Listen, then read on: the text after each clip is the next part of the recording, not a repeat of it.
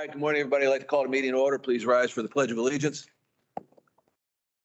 I Pledge of allegiance to the flag of the United States of America and to the republic for which it stands, one nation, under God, indivisible, with liberty and justice for all. Morning, everyone. I'll entertain a motion to approve the agenda for today's meeting. Is there a second? Second. Any discussion? Seeing none, I'll call the question. All those in favor of approving the agenda for today's meeting as presented, please say aye. Aye. Any opposed? Abstentions? Agenda is accepted. President's remarks. First of all, I wanted to thank John and his team for all the work they did in presenting and preparing this budget to get us to this point. Their hard work is certainly definitely appreciated, and the well-organized budget certainly is a byproduct of their work and their effort. At the same time, I'd also like to thank the Budget and Finance Committee for their guidance, for the work that they've done, and the hours they put in to kind of give us, their perspective on the budget. It always helps in this process and the decision making. So thanks to both of those groups. And move on. Next item on the agenda is public comments. Please be advised that due to the fact that this is a special meeting having to do with the budget, public comments are limited to the topic of the budget. So the floor is now open for public comments. Seeing none, I'll close the floor for public comments. Move on to the next item of business. That's the general manager's budget presentation. I will turn the meeting over to John. And John, as we have the agenda laid out, please follow the agenda, and the meeting is now yours. Okay, thank you, Doug, and thank you, everybody. So I just want to start off with a couple of comments where we're at, but Doug pretty much summarized the whole process. But we are coming forward today, and you're going to see from the team after review with Budget and Finance and incorporating the changes that they made or recommended guidance. Everything is we have a recommended budget now of $892, which does include a true-up component, which we've done in the past, factoring in prior year realized favorability. I know I get a lot of questions on that, so it is baked into the budget. I also just want to say at a high level overview of the whole budget. As we mentioned all year long, and definitely during Budget and Finance, it does incorporate wage inflation, statutory minimum wage increases, and what we call mark-to-market, where we had to make adjustments for different components of the salaries to keep up with the market. Steve will go into detail with that. We have it all ironed out. We have some analysis that we've done on that. So with that, I get pretty much a picture overview. We'll start with the first department, which is General Administration, Steve Phillips. That's Steve. Good morning. General Administration is tab number 2. And I guess just at a high level, you're aware, what goes in here based on your observations over the last couple of years, and also the BNF meetings. I know that some of you were in attendance at that, but this is the basically the cost profit center that we have most of our larger revenues that go into. So our assessments go in here. You can see that the assessment number is in here. Then we actually remove some of the assessments and have a reserve contribution. So you can see that our reserve contribution is $3.5 million. We'll get to that later on in the session here when we get to the reserve section as to where that actually goes. But the 8321 is going to be supportive of the 875 number that we originally came in with the first draft of the budget. And then we gave you the walk sheet, which shows the additional changes that get us up to the 892. So potentially we would revise these sheets to reflect that new revenue number. To go down the rest of the page and highlight, I guess, the main items, $650,000 is our transfer in, as I call it. It's basically our surplus transfer from our retained earnings.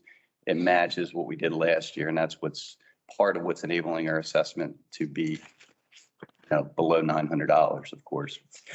Interest charges, that's when our delinquents, that's been pretty constant. Casino funds, trending upward. We transfer all that into our roads and our drainage. We have the revenue estimated at $450,000. Right-of-way fees we took up last year, and that is right below $200,000.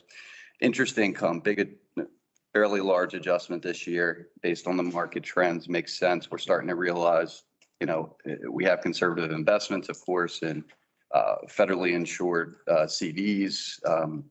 CDARs, as they're called. Actually, they have a new technical name, but $200,000 is our estimate for next year. You'll see that spread in the reserve funds later on in the binder here. That's where our majority of our cash lays, so that's where we allocate the interest.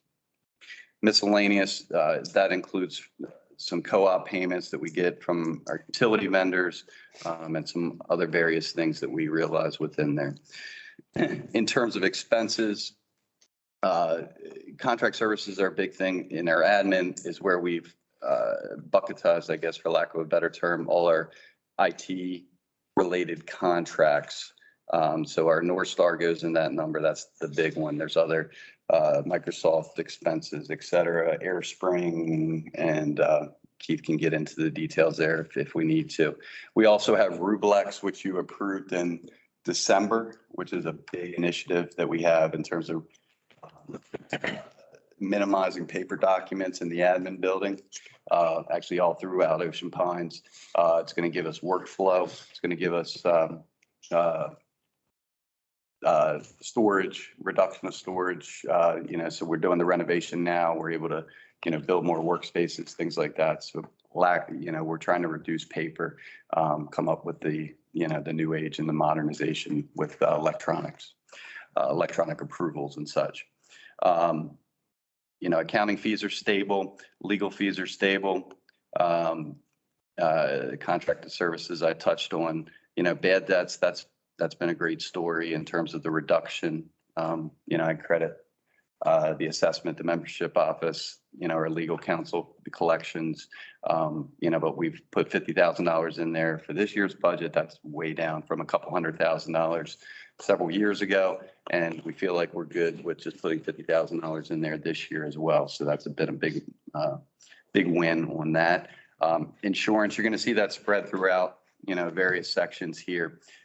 This is kind of the costs that go at the administrative level. When you get to the insurances that relate to, say, crime for the 401k, that's going to be allocated to finance. When you have police professional liability, you'll see that to police. You have yacht club, for the property with the yacht club, that's going to be allocated to yacht club. So you'll see that throughout. When you put them all together, you're talking about $500,000 in coverage, but you see about $170,000 that actually gets allocated to admin here. Taxes, that's your personal property tax return. You can see that our bottom line is about $5.6 million, which is our operating income, and that's compared to 5.926 in our budget last year. And that's, I guess, a high level look. The next page gives you the breakdown, so you can see what goes into your accounting fees. There's the tax portion, and then there's basic audit engagement. And you can see the services, the Rubex that I got into, that's approved in the December meeting for $9,500, and the different types of insurance broken down. Correct. Steve, a couple of questions. John referenced increase in minimum wage and wage inflation, which I get that. My question is, as to the expense side, how do you calculate the rate of inflation? Do you have a set number? Do you have a source that gives you that set number? I mean, gas prices have gone up, goods and services have gone up. Right. So it's several different ways when you're dealing with inflation, especially the ones you mentioned with the gas. So it's two components on how we calculate the gas. One, what we actually have been charged lately. We tried to get a feel for that. Also, I got to be honest with you, and if anybody sees my office all day long, we're listening to CNBC. We're trying to gauge what's out there in ways of the marina, which is a big gas component. Ron does an excellent job gauging. He talks to the vendors, the suppliers to see which way. So it's a couple different ways, but there's no exact science for anybody. Yeah. But we try to, if inflation, especially since we started this process back in September, inflation went like this, and now it's starting Back down. So we kind of reflected that at one point we were going this way. Now we're actually starting to come back down from that high. In years past, inflation had not been a particular concern. So yeah, it was. That's correct. And you don't I'm asking this, No, it's fine. you don't subscribe to any particular econometric model or anything to try to predict through the calendar year or anything like that? During the calendar year, outside of the Here, I'm sorry, through the budget. year, I mean, like I said, dealing with the suppliers, what we see that everybody and what we're reading about. Okay. And In general, the rate that we did in any increases or whatever, we tried to keep it where we did increase. We tried to keep it at 3% on the expense side. No, it was, we didn't have like 15% increases on the expense side. Single digits, kind of, we actually tapered it back a little bit from where we were back in October, November. second question, as to the line item for legal fees, I'm assuming that covers our retainer agreement with law firms and any deductible that we've had to pay out from, I'm sorry, last year's number, but any. I don't know about the deductible, what he means by that. It's not going to be an idea, but that's not illegal. I mean, the 140 is like an estimate. So the 140 is more or less what we're estimating. It's pretty much what we estimate for the legal fees. The two pieces to your question, to your answer to the question is what we believe from historical, what we pay to the law firm. I do have a piece in there, but not a big piece for deductibles, but we have something in there. Yeah. But there's nothing else. No. That line item. No, it's pretty much from history, what I've seen in the 10 years, 15 years I've been doing it, especially the last 5. Okay, thank you. Yep. So one question, how many actual minimum wage employees do we have?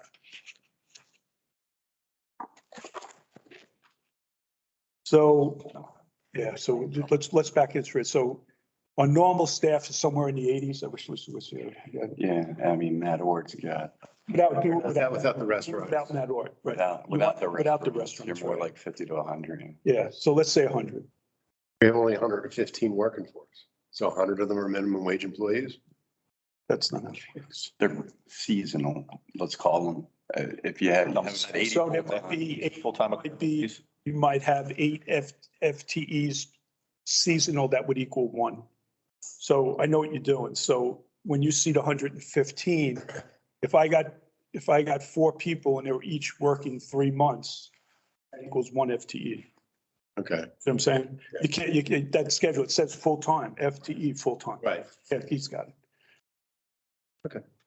It was only, from the full-time, from our regular staff, we had the 1 increase, which we talked about for golf maintenance. On the one that's normally that we have like, 80-something people full-time all the time. Okay. Yeah.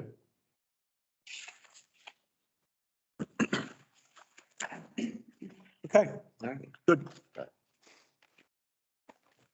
Next up on the agenda, finance, membership, and IT, folks. Let's have work. I mean, this is essentially your administration building, salaries. It's going to be outside of, obviously, the GM office, which I'll let Linda quickly, I think in the next. I touched in the BNF meeting in terms of, we have some minimal revenues that we actually recognize within this cost center. And that is the transfer fees for the properties. That's been obviously trending upward, but now it's going down with, the marketplace and the real estate industry. Ruth Ann's also done some great things up front with merchandise. So we've added some merchandise up front, to try to, bring in some additional dollars. Beach towels were one of the ideas that sold pretty well this year. In terms of what goes into our, finance and membership department, we have the front desk, we have Ruth Ann, we have, Keith as our IT manager, Howard as support. Of course, we have HR, payroll, and then Mark for the accounting manager. And of course, we have our support, accounts payable, accounts receivable, and myself. In terms of services and supplies, You know, I feel like we've done a great job. Like I explained the Rublex, I feel like we're going to get and realize potentially some more savings in the next couple of years. You know, there's a ton of money that gets spent on color copies, paper, things like that. You know, that's one of the things that we're hoping to cut out. Obviously, the cost of employee productivity with the paper as well. You know, I think we're going to get that productivity, not just the hard dollar savings. Well, so you can see that our number is 867,000, which is about $45,000 up from last year's budget. And in terms of contract services, you can see the payroll processing costs are in there, but you can see the minimal rest of the postage and supplies. And then, as I mentioned, there's some insurance costs that we consider financial in nature, the fiduciary and some of the liability expenditures.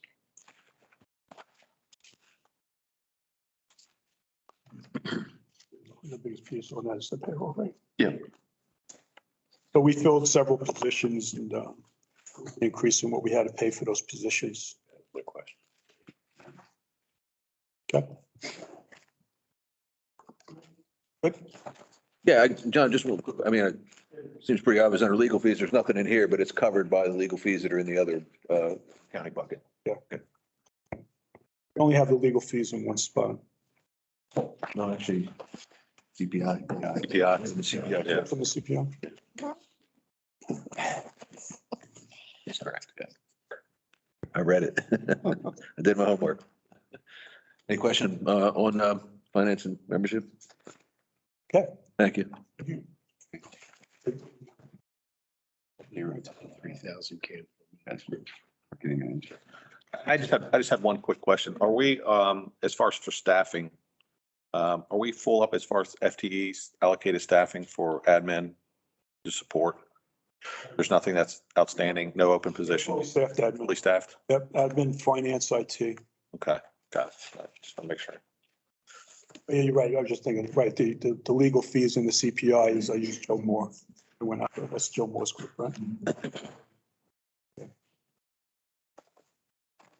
Okay. Thanks. Is Julie here? No. Who's Josh? No, he He doesn't. ran away. Josh right here. Okay, so Linda's going to do public relations and marketing. Oh, Linda's here? No, Julie's. Oh, perfect timing. Okay, so Julie's going to do public relations and Mark. marketing. And that is section, Steve, what section? Five. Oh, Julie, why don't you sit here? For sure, I can sit on the end. Okay, that's good. That's fine. Good morning. Morning. I am pleased to be able to talk about the public relations and marketing department, because if there's one thing that public relations and marketing likes to do, it's talk. So I'll just hit some of the highlights or major changes in our budget from last year. Advertising sales continue to be robust. We did factor in a 5% increase for the next fiscal year. You know, as part of the recommendations of the strategic planning committee to increase revenue. So as our rates hadn't increased in a long time, if ever, it certainly was an appropriate time to do that. Our other kind of big line item is contract services. And as I mentioned in the budget finance committee meetings, that represents primarily design work that a contracted graphic designer does on our newsletters and activity guides, and she does a fantastic job with that. So that's for sure money well spent. Our other big items under services and supplies are printing, and that we've kind of been at the mercy of the market, like so many things post-COVID, and the cost of paper had really, really dramatically increased, but we've been able to work with different printers. We've been able to adjust the paper type to keep those costs down. So Really, we're still able to cover our newsletter expenses through advertising revenue. So, and, you know, postage is another big item, but of course, we have no control over that either. But like I said, I think that we feel very comfortable in spending, well, we're not really spending any money because we're covering the expenses, but we certainly think it's a worthwhile investment of time and energy to continue to put out that newsletter. It's one of the few communications that every property owner and every resident in Ocean Pines receives. So, and then our last, as always, big item under other costs is promotion. And we've continued to focus primarily on newspaper advertising. So that's one of our big expenditures. We've also, at the request of the Matt Ork companies, continued to allocate money for wedding and banquet promotion to Wedding Wire, an online wedding platform. We tried some other marketing approaches over the years, and really Matt Ork companies has come back and said that Wedding Wire is the most effective tool for them. So that's where we're spending the money right now. And that's where they get, I think, the majority of their leads. I think those are kind of the big items. If anyone has any questions about anything. I have a question. So I know golf puts inserts in different hotels throughout town and stuff like that. That's not included in this printing expense or advertising, is it? Because in the golf, to get there, there's an area for Golf. for advertisement there too. Right, but that's in there. So yeah, you're right, Stuart, exactly. So that's why one of the reasons we have it in two places, the golf, because it's specific to golf. We have it in there. There's also other pieces to that. But the answer to that handouts and all that stuff is that's in the golf number, yes. Okay, so all the different advertisement that we do is spread out through the different amenities. This is not just included in PR. So golf is pretty much, unless there's something like illegal, but golf is pretty much the only one that we allocate marketing to. Because it's also in there is like kind of a fee, which is part of the marketing with the golf packages. So we felt to leave it. But yeah, we have it all in the one spot outside of that. The postage cost for marketing is the 4 quarterly newsletters and the 2 activity guides. That's what it covers. Okay, Yep. thank you. But yeah, no, good question. Yeah, it does. So, Julie, you mentioned the strategic planning committee. One of the things that came out of, they had a request for like implementing core values, and assuming we move forward with something like that, they had a budget request. And can I assume that if we decide to move forward with this, that that expense, I think they were figured about $5,000, would come out of the PR and marketing budget? And, you know, or do we need to account for that in a different way? Should we decide to move forward? We should be able to cover it there or, you know, somewhere else. I mean, I didn't get a specific number. I know about it. I know what you're saying. If it does come up, we can cover it with this budget. Okay. Well, and I would say a lot of our advertising expenditures are pretty flexible. So we have, on one hand, a lot of in-house channels, a lot of free channels, like for example, via our Google business pages, via social media, but then even a lot of our paper advertising expenditures, like those are really flexible. We're able to allocate that and kind of respond, I think, pretty flexibly to, you know, what different amenities, different departments and whatever needs come up. Yeah, well, thank you. Yeah, I think the committee just wanted to know that if it was, Something comes up, we have it you covered. know, it would be covered and it wouldn't just say, hey, we didn't have it in the budget kind of thing. It sounds like we've got it covered and we just. Obviously, it's $50,000 that we. Right. This is a In nominal, that ballpark, 2, 3, 4, yes. yeah, nominal expense. Okay, thanks. And that can be part of what we do in the newsletters and the website. And our No, we got it. We got Yeah. it. Yes, exactly. I would expect that we probably need to have a meeting with the strategic planning committee and get some more specifics on that. Maybe we'll Right, take that as because they an can't- action item offline. Yep, we'll do. So a lot of that can actually be done at no cost through our PR department then, right? Okay. That's what we'll cover it. Okay. Steve, Yeah, thanks, John. It sort of popped out to me when I was sitting through the budget and finance session. On page 3 of this section, the marketing mix, it says by 18 full-page ads from the Ocean Pines Progress. okay, I'm a little, that's a monthly newspaper. Correct. Right. Why are we buying 18? It's one full page during the slower months, the 6 slower months, and 2 full pages during the busier 6 months.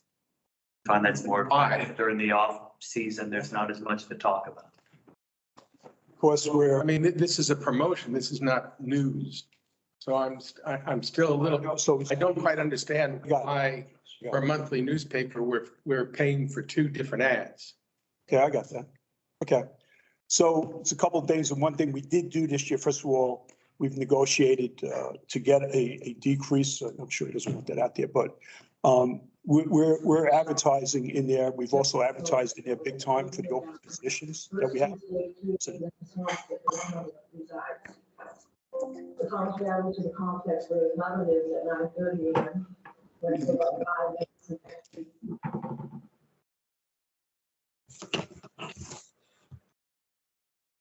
hey, Keith. Just hold on. For those that are attending remotely, please mute your microphones. Thank you. Thank you, John. So in the progress, we are advertising separate, whether it's aquatics, yacht club at certain times, special things, the NFL ticket. We have put advertisements in there for one of the ways that we did to try to fill the position. So it's not like we just have one ad.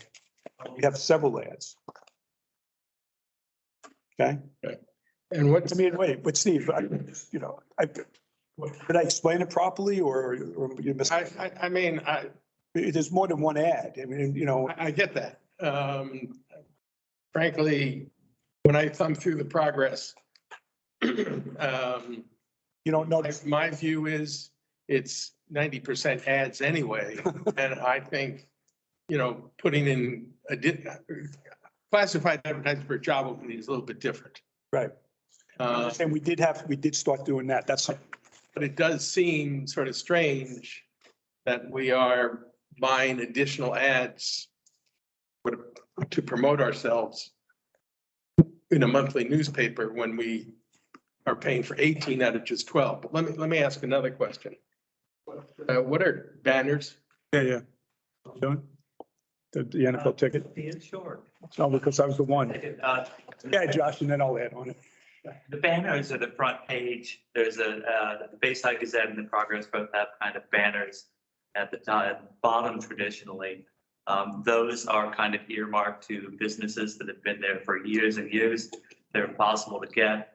We did get a deal with the Progress where they're doing a banner at the top now.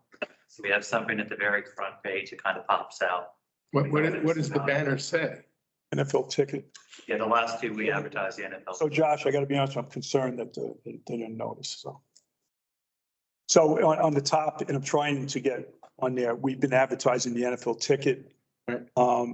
With a banner. Right. And that was new. Do we split that cost with Ort or is that all on us? So it's a very good question. We take the marketing part of the deal. It doesn't matter whether I put it in there or not. When we did the contract with Matt Ort, he said, if we were going to do something special, we would cover the marketing. And NFL ticket is something special. Absolutely. So, Okay. yeah, so that's how, no, good question though. So that does not go on the Matt Ort P&L. You're right. It doesn't. But then again, not all that advertising that you just heard is for the yacht club or anything. No, I get that. I just, The banner, that's on me. We've pushed that. You've seen it. If you come here, you'd see it grow. And, that was part of it where they also invested more on their end. Obviously, that's the part that split. But I said we would market that to try to get this thing jump started and everything, which I believe we did. Okay. Yeah, no, good question. All right. Yeah. We'll put them on BNF. Yeah, I just, Steve's comments got me thinking. I mean, at the end of the day, we count on the staff to, use those tools and resources as they see fit. And the idea is it measurable? I think it's a warranted expense, with the expectation that there will be a return. Could you get it down to the penny? No, and I think it's ridiculous to even try that way. But I for one, am comfortable with those kinds of things because at the board level, it's, we're entrusting the staff, with making those kinds of decisions. So as long as it's not some exorbitant, out of bounds cost associated with the effort, I think, it's easily authorized or. well, just to be clear, I'm not looking to abrogate trust with the staff. And this sort of jumped out at me since, as I said, the Progress is a monthly newspaper. We're buying 6 extra ads.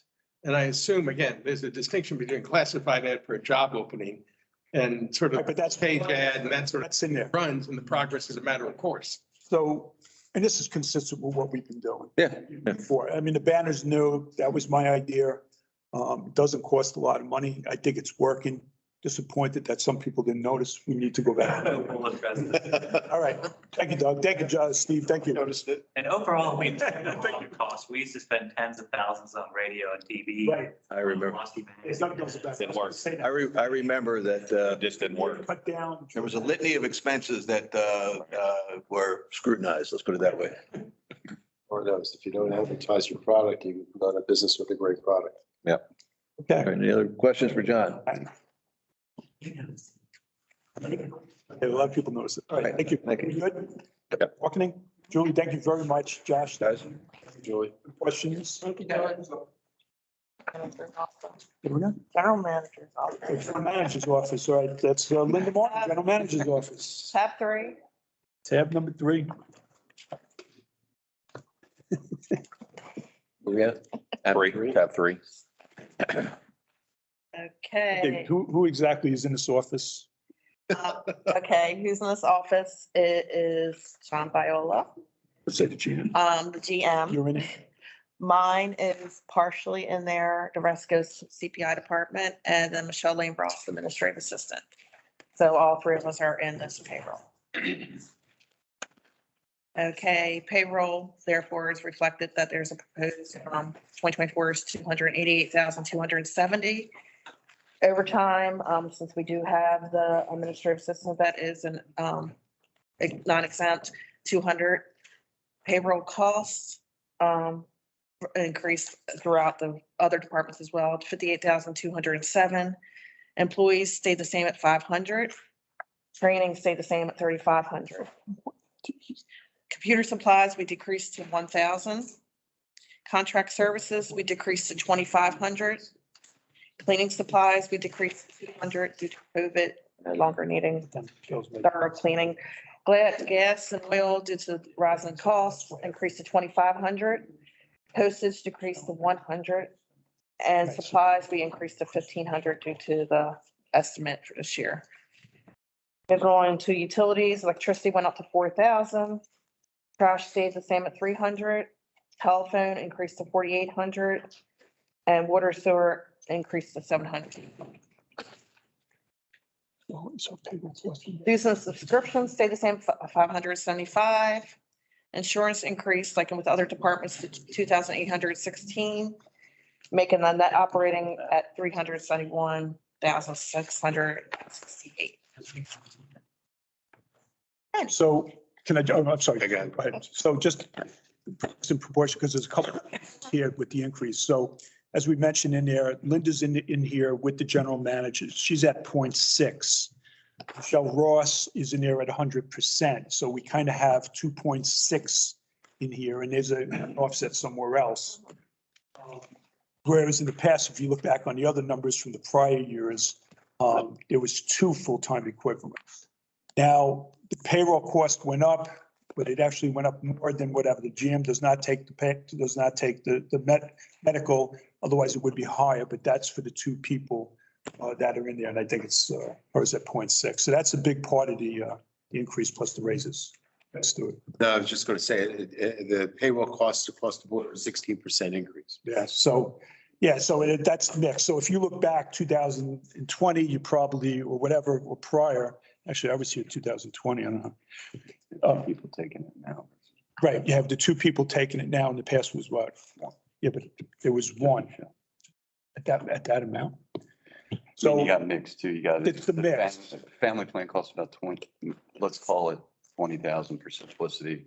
You know, it can be as low as 7,000. So you got a mix of Right. what type of insurance plan they take. Right. So if you look at 2022 actuals, I didn't take the medical, the GM didn't take it, and that's for a family plan for the 1 person at 20. Now, maybe the budgeting was off on that in the beginning when I first came in. So now we have, the GM doesn't take it, you have two people taking it and it's on the high end. Difference. I got a quick question on the, as far as, the two other positions, the assistant and of course Linda, is there, where's that, the split cost as far as for that payroll? Or is that the total that you have here? Or is it drawn under another? I think they put in CPI. 78 includes 60% of Linda's, Okay. and then the full position. So the other 40 is under where? CPI? Yeah. Okay. We should can Linda is what you're saying. Oh, No, no, no. no, I'm not saying that at all. I just want to see where it's pulling from. Yeah. Which areas. Okay, I know. all right. So, Okay. our manager's off. Oh, she's gonna do CPI. Look at how that rolls. CPI is next. I is tab 6. That's my question, what the difference Yes, is. got it. Okay, starting with the first line, administrative fees decreased to 2,500 due to the estimate. Inspection fees have increased to 69,995. Filing fees have increased to 30,615. Both of them are due to the two fees that we were proposing.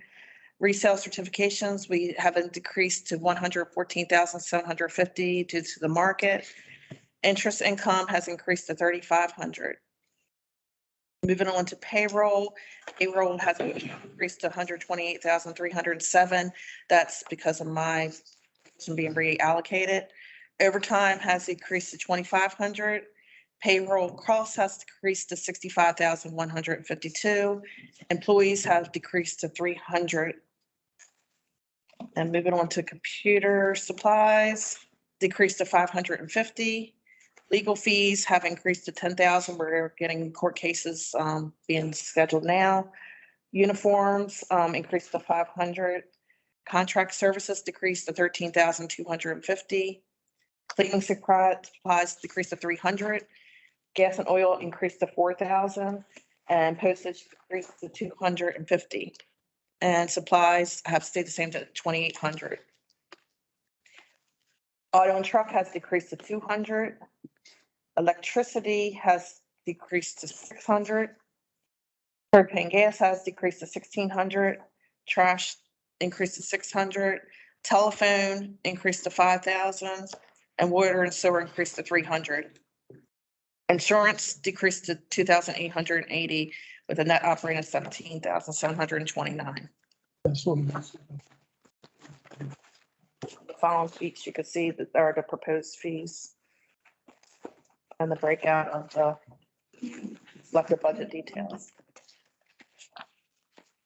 Steve, Yeah, on the revenue side, we filing fees. Linda, did I understand you to say that included the proposal for this licensing fee? It's a tree removal permit the tree removal permits were the only permit that was not charged a fee. We are imposing a fee for tree removals as similar to what we charge for like sheds. It's a filing fee and an inspection fee. Okay, and what is I mean, there's been already some discuss about these business licensing fees. The business license. Is that in here? I think people were getting a little concerned about the business license. It's not a business license fee. It's more like a business registry fee. It's similar to any other permit. What it's going to do is it's protecting the homeowner. We're finding a few issues with people not being licensed and doing work in Ocean Pines. They say they have a Maryland homeowners permit. We're finding out they do not have a Maryland homeowners permit. And per the architecture review guidelines, it says you must have a Maryland homeowners permit to do work in Ocean Pines. We're finding this out. We're finding out they have no insurance. So if you get a tree removed, you might be hiring someone that's not licensed to do the work, and then it'll be on you if the tree falls on your house. So we will be asking for them to provide this information to us. So we have it on file that we know they're licensed, we know that they are fully insured, and then it's protecting the homeowners of Ocean Pines. I'm sorry, I want to go back to this for just a second. The issue is whether or not the particular contractor has a Maryland license. or even a county license, I guess, to some degree. So what is the purpose of compiling a list here? I mean, what does the list do? I mean, the homeowner, for argument's sake, at least the way I've always done it, is I check to see if they are in fact licensed. But B, you call them in, you get estimates, you make decisions as to what you need. Well, I don't quite understand what the list that Ocean Pines would compile would be. And furthermore, to the extent they tell you they have a Maryland license or they provide you with that information, I don't know why we're charging them a fee to give us that information. We're having problems getting that information from them. Actually, one of the main questions we get from Info at Ocean Pines is who works in Ocean Pines? Can you provide us a list of the contractors that are able to work in Ocean Pines? We don't have a list right now. This will give them a list. Then you're sort of running the situation where your Ocean Pines is compiling a list and they sort of become a list of favored contractors as opposed to any other contractor who may not be on that list. But we would. Which means, let me carry it a step further, which means to some degree, we could be open to restraint of trade type charges. That we are restraining the trade of someone who may be perfectly licensed, not on the, and is not, for whatever reason, is not on the list. And I'll add to that, that in my opinion, this is a little bit of robbing Peter to pay Paul. I mean, we're talking about decreasing the assessment. And I gotta believe, almost everybody in Ocean Pines over the course of whatever number of years you want to measure, does do some form of home improvement. All right. And Let me jump. I mean, I just see this as creating more problems than solving. I have to be honest with you. Okay. Let me jump in. First of all, you've got it in there for like $1,900. So if you're going to bring up, we lowered the assessment and look, we're hitting them for $1,900. I got to be honest with you, and I've talked a lot to the board. I've talked to the committees. I've gone to meetings and everything. This was recommended by ARC. There's an ARC liaison. This is what was brought forth for us. We put it in there. I got to be honest with you. This is up to the board. I get it. I heard what you said. Quite honestly, that's why we're here today. So if the board doesn't want that in there, just tell us and we'll take it out. But this came from ARC. This did not come from Linda. She's explaining to you the benefits. When you take about the assessment, I got to be honest with you, Steve, I got to step in. I mean, this was not put in there so we can lower the assessment.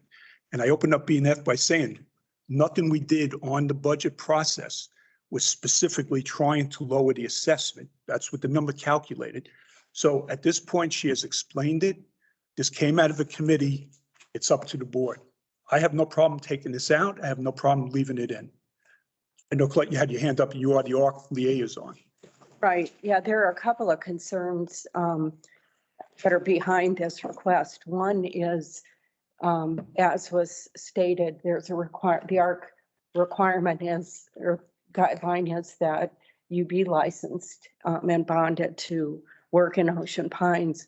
And one of the things, as was indicated, that comes up is these contractors will say they have a license, they'll give a license number, but then when the application is reviewed, they go in and look, and these are bogus numbers. They're the numbers that are expired.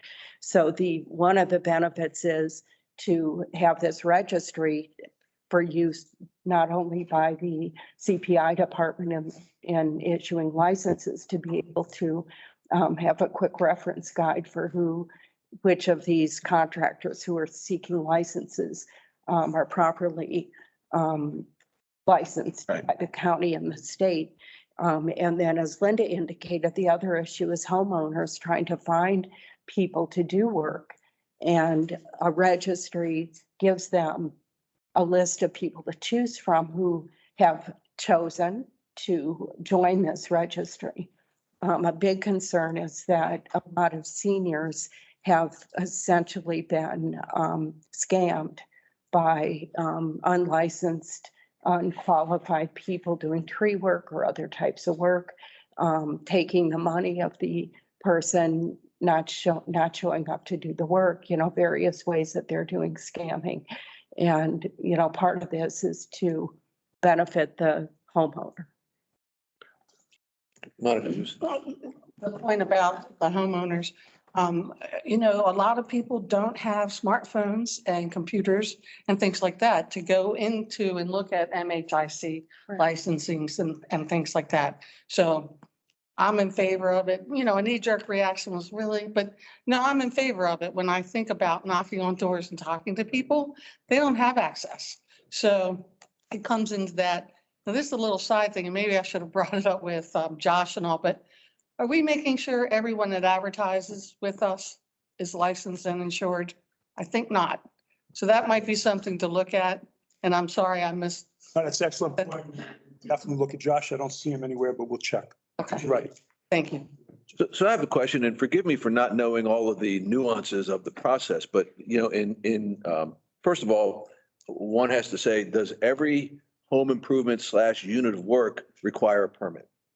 Right? Because I can't believe there's probably some that don't. Somebody wants to get their kitchen redone, probably doesn't have to go to Ocean Pines and get a permit. Okay? That's one thing.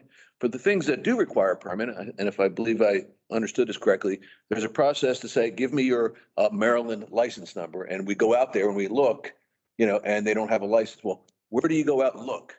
Right? To me, that's the entity that controls whether or not, they're licensed. So we've already got somebody with that responsibility, if I'm understanding the process correctly, right? So at that point, why wouldn't we basically go back to the homeowner who requested the permit and say, the individual or firm that you are considering hiring is not listed in is a state agency or it's at the state level, just an FYI. And at that point, do you decline the permit, or do you just advise, that you're at risk if you move forward? I mean, I'm asking it in the form of a question. So the idea would be, if that's the way we want to do it, how does Ocean Pines get involved, other than maybe giving advice and information, versus taking, if they're not in a registry, we don't recognize them. And again, I'm looking at the risk perspective. In other words, we create this list, what risk, do we incur as an organization by either having someone or not having someone on that list?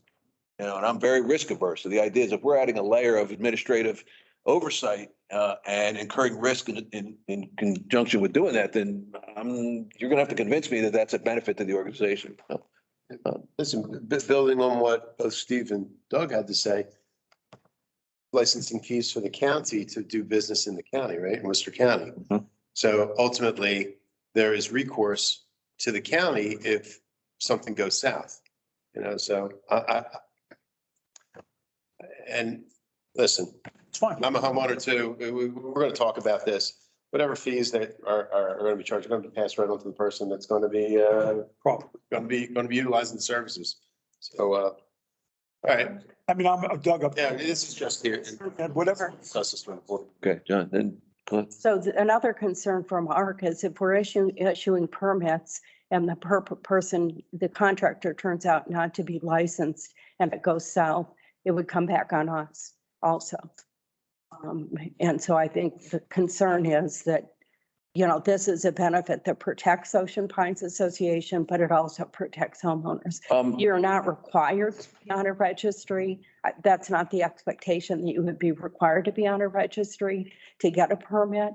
It just makes the process simpler for homeowners and the CPI department to have that work done on X number of contractors. Right. And forgive me for not having all the information on this one, but how, if, as you mentioned, something goes south, it comes on Ocean Pines? I guess that's where I'm unclear. Yeah, the concern that was expressed by the chief inspector is that we have granted a permit, the work ends up being faulty, turns out the person is not licensed. Right. Then because we've issued a permit, that somehow conveys that we approve the work of these people as being suitably licensed. Yeah, so going back to, why wouldn't we deny the permit because they weren't licensed?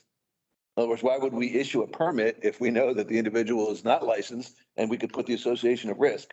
I think the idea of this registry is that the documentation of this licensing comes to us. So we have verification. Yeah. And at this point, the application process does not require that. Yeah, I mean, I hear you, but whenever you have information in two places, they always have to stay in sync. What's the chances of 100% of the time that information will be in sync? You know, Joe's Bar and Grill and Repair Services gets a license. You know, under what requirements or the state have to go to Ocean Pine and say, hey, add this guy to the list? That is just rife with error as far as I'm concerned. Just, Okay, wait, Steve. I'm sorry. Well, I just, I understand the concern. The first responsibility lies on the homeowner. I mean, look, it's their home. And we can't back and fill for every mistake that's made. That's the first thing. Agree. The second thing is, if it goes south, I have a difficult time understanding how Ocean Pines bears any liability for approving a permit consistent with our guidelines by someone who is, for whatever reason, unlicensed. The fact is, if you deal with a contractor at the county level, if they're licensed or even if they're unlicensed, you can then proceed for a hearing at the county level in front of a law judge. That's that problem. Now, you may not like the process, but you can do it. Now, at best, we would be in a situation where maybe Doug's idea is correct, where upon receipt of the permit, Ocean Pines can inform the homeowner, we don't see any evidence of a license. That might suffice. But the burden is always going to lie on the homeowner. I don't see us having any liability unless we're in a position where we are favoring some over others. That's the risk. A situation occurs to me that, I don't know if y'all remember, back in the summer, all of Ocean Pines lost electricity, Food Lion, everybody in this area lost it. And it was a tree trimmer trimming trees that took out the power lines. So, you know, Food Lion, I know this because this is my brother-in-law's building. The tree trimmer was insured and licensed, but there was liability. What if he had not been? You know, what happens again where it affects the whole community? So, you know, I don't think any reputable businessman is going to have a problem. I don't think it's the fee, the concern I'm hearing at all. But in the same token, if we're going to look it up and deny it, why not just, you know, I mean, still charge the fee to have it? Can I? Doug, at this point, I gotta be honest, it's up to the board. I mean, I have no problem with this down. It's our decision. Is this the place we make the decision or do we make it on Saturday? Well, I mean, you know, again, I would think that we could take this decision outside of the budget. We're talking $1,800. We Yes, spill sir. more coffee than that. So I'm not really worried. No effect. I think it also About the burdens effect the on the budget. contractors with Right, but I fee think- structures that they're already responsible. And I think that we have an opportunity to kind of detail this out a little bit more because there are legitimate concerns. And I think that, you know, a process should be looked at and maybe let's talk about it at the next meeting or just maybe by email. I don't know if we need to get ARC re-involved or so on and so forth, or maybe they're watching this meeting and they can see our discussion and maybe they weigh in on it. But at the end of the day, I'm concerned about any risk that the association will bear by us taking this course of action. It's really what it boils down to. You know, and Steve, I would agree with you. The onus is on the homeowner, you know, I mean, if you choose to hire, you know, Joe's Bar and Grill and, you know, internet services and they do a bad job hooking up your internet, that's on you, you know, and the idea is we can certainly protect up to a certain point with our declarations of restrictions and so on and so forth. But, you know, it comes right down to it, especially what I mentioned earlier on a project that doesn't require a permit, you know. You know, the association shouldn't be put in a risk position because, you know, you exercise poor, maybe unfortunate judgment in a situation that occurred. So I think it's a topic that warrants more discussion. I don't think it's germane at this point to the budget overall. I think we have the responsibility to take that forward at some point in the future. So. Okay, so Okay, so I, as liaison to ARC, I will make sure that gets on a future agenda. Okay, thank you. All right. Anything else on this topic? Yeah, the only other thing I had, it says, business license previously home occupation.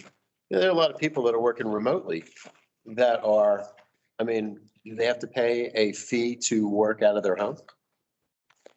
Whether or not it's, you know, they're running their internet, wasn't there like a $35, $25 fee? No, it's if you're actually running a business where you mail in for that business to your address, then that is considered a home-based business.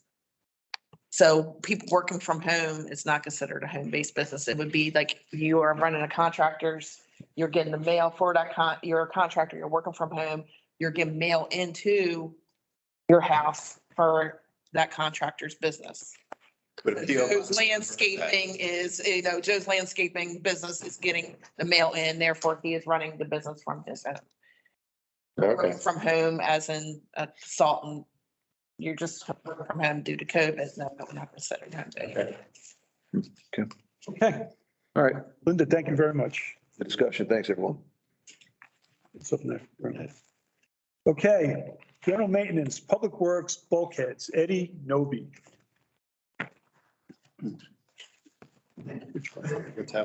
Okay, so presenting for Eddie and Noby will be Linda Martin, and of course Eddie is here.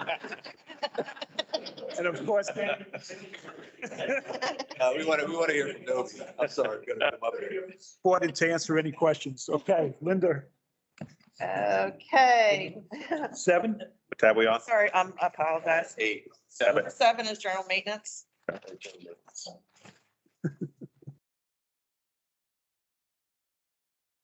Okay, moving on to the payroll.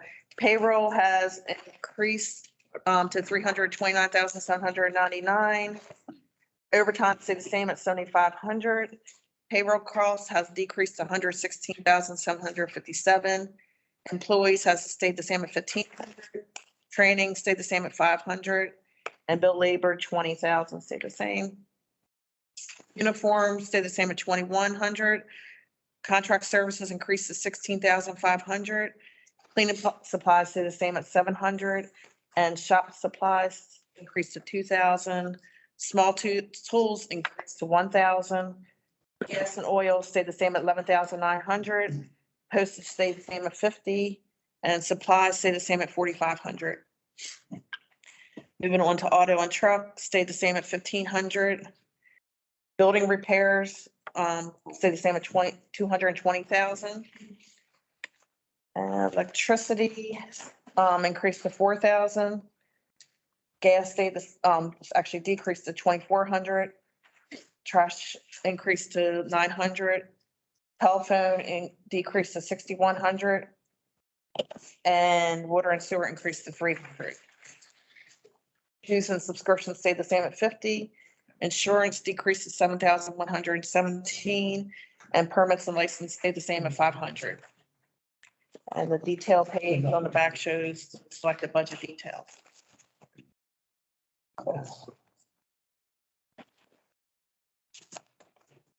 Just down on it. Okay. Okay, so on the general, any questions on the general maintenance? Obviously, what comes up every year is the maintenance piece. I circled it in the estimate, the 100,000. It's probably going to be higher. We do have work that we've scheduled out. It just didn't make it in here yet. The other thing is with this number, two pieces I just want to point out to everybody is one, if we do have several snows, 2 snows, which we've had in the past, obviously we need this number. So we have that baked in. The other thing is if we have favorability at the end with this, it does roll over into the true up. So it's not like this thing is just building up every year. It goes right back to next year. Yeah. Yeah, I got a question, actually, some of the segue into, I noticed in the contract services, 16.5, and I put a little note, this was back from when I attended the budget and finance meeting, is that, do we need to add any dollars to that particular bucket for special projects or unintended work? You mentioned, additional snowfalls or some unplanned expense where you would have, the OPA staff take care of something, or you can't have the OPA staff and you would contract out for something like that. In other words, is that number good enough for what you see? I'm glad you pointed it out because I didn't. So yes, we're using more outside contract services. Obviously we're doing more stuff. When we do that, we kind of reclass it between the maintenance number. Maybe we could just reclass some from there for the contract services. We'll go back and change this. I'm saying we have been using more contract services to get work done. Yeah. But then we just pull it from the 220 with the maintenance because it's. Okay. I was going to say, because, that number. Some a bit up there, yeah. There's an opportunity and you see going forward there, you can increase it. for those contract services, then I would say increase this number a little bit. Right, so just in summary, net at the bottom is zero, but we are going to take from the maintenance and put there, which is what we've been doing. All right. Okay, Steve's got it. Not good. I got a quick question. Are we all 100% all our FTEs for, or there are positions that are vacant? So there's still positions vacant. We have filled some.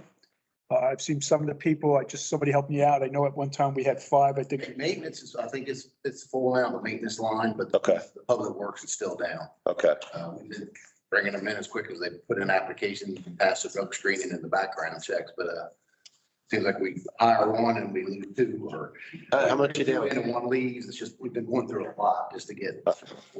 so our payroll budget and all that is for full up 100% full staff. Is that correct? For the maintenance. The maintenance side. Okay, Public Works, we still had that 5 that we don't fill. gotcha. Cool. Yeah, so it'll be when they do the Public Works section. Some years ago, when the prior building here, we increased the staff for Public Works. They were doing a lot of work in-house. We took that number out of the budget probably in 2019, 2020, but we left those open 5 FTEs on the books. We just don't fill it. It's not filled in here either. 3? That was 3. So they're all funded positions, what we have. So, no, there's 3 now that we don't fund. 19, we took out 3 and 19 and then. Yeah. 3 at the end. Okay, So there's 3 FTEs in the Public Works side, not in the maintenance side. okay. And this way we wouldn't have to come back. We would just fund it, but we didn't fund it this year. Okay. Any other questions on that?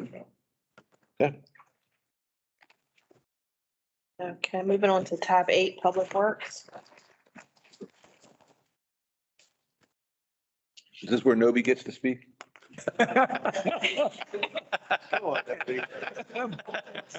He's gonna speak. Okay. For revenues, county roads stayed at 85,000. Moving on to expenses, payroll increased to 709,184. Overtime stayed the same at 20,000. Payroll costs have decreased to 346,046. Employees stayed the same at 3,500.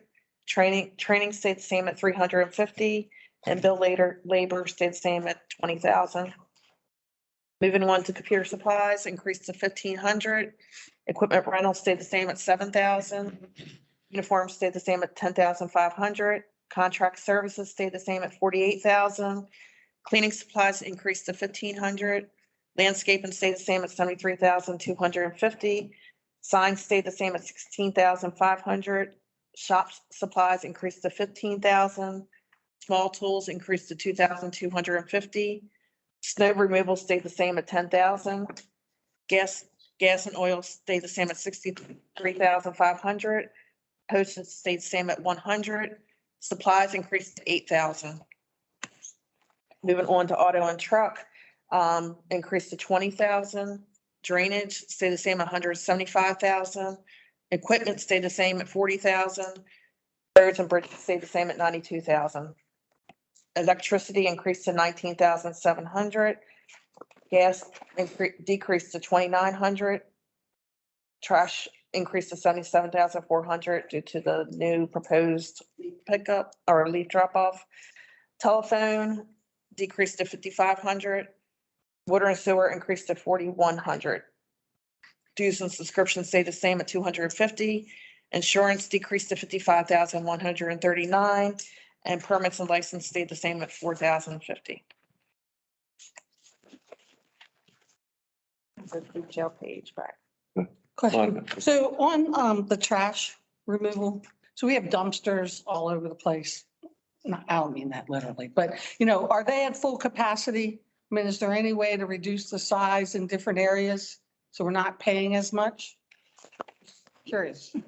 We could, what we do is, I think, rec parks, there's a list of them. Pools, they're seasonal. We don't keep them there year round, so we can reduce it. We pull them out when they're off season. Garden Club has one during their busy season. The other ones that are really full-time is the rec park, community hall, golf, and public works, golf maintenance. Just wondering if they're at full capacity, if we could reduce the size. It'd be tough. Okay. The trash we pick up, a lot of people don't realize, we have trash cans at all the parks, of course, which we go pick up, which goes back into these dumpsters.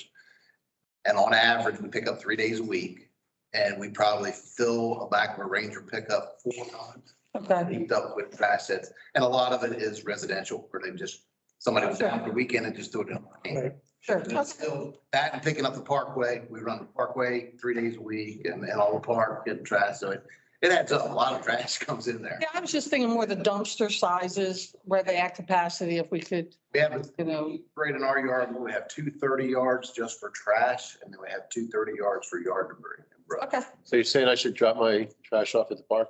Happens all the Okay. time. That's just. I don't like taking mine outside to my can, so I'm not taking it to the park. Okay, thank you. John, I have a question. The category of billed labor and reduced by 20K, can I understand what usually falls into that category? I know you've reduced it. You reduced it last year too. Is that offset by somewhere else in the budget? Reality is we haven't used it. So much being Allocated. Yeah, Steve's going to jump in on that, and he's going to give us some detail on it. Yeah, I mean, historically, we always had that number in there, Doug. I mean, it's there in case Public Works would do a large project, you know, and then they could bill out the specific department. Right. Gotcha. So we've had that. Okay. We had it a lot over the last couple of years, so we kept it. Okay. I mean, it's good as a $20,000 reduction, but the question is, if you needed it, should it No, be? exactly right. If I didn't put that in there, it would be a higher budget, but we're trying to estimate when we do everything. Okay. All right. Very good. Thank you. Steve? Yeah, everybody's favorite topic of leaf removal. I heard the discussion at the Budget and Finance Committee meeting, and actually Doug and I had a sort of metaphysical discussion as to the leaves. Leave that aside for just a second. I am sort of curious. I understand the problem, and I sense that you're probably correct, that people have sort of abused the leaf cleanup as it relates to the ditches and all that. I would also say that there's an amazing lack of data to support that, but that's another, that would be difficult to get, but I do understand the issue.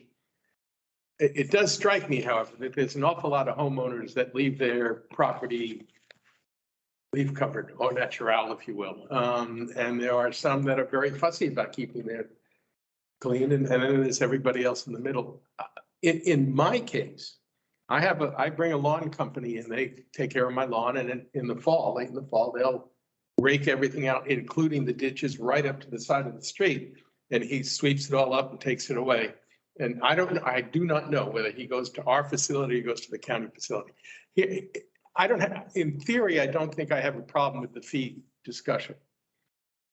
What I am wondering is whether or not it is possible to make it flexible enough so that the homeowner would buy the permit for disposal and then have his contractor either by email or phone or something like that, let the yard know this guy is coming in with a truckload, he's got the permit, he can dump it. So, and that's really my interest. And it's obviously somewhat selfish, but for people that have lawn companies who do the work, they're sort of stuck between either they're going to face a huge increase because the guy's got to schlep it up to wherever he goes, Snow Hill or wherever, or he's got to bag it or put it in the back of his car and take it to the dump himself. So I have no problem with buying a permit. That I would be willing to do that. But I just want to know that my guy could bring it over and use if he wants to. I'd have to ask him. But I mean, I'm just asking for some flexibility in the program. Yeah, we're going to answer it.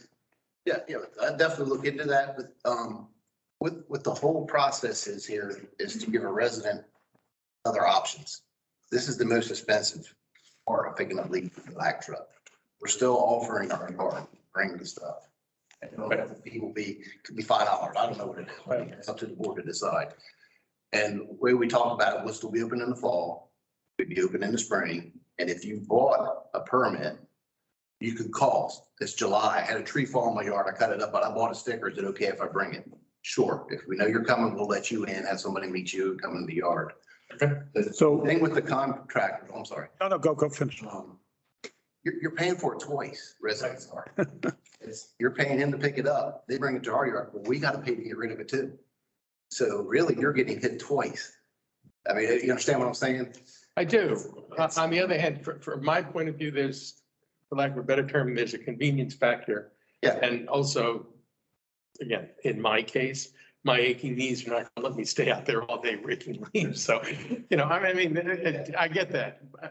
I'm willing to bear the cost and Yeah, I think that's what we're trying to say. There's other options. The bag leave, we can pick them up right away, as I can't see.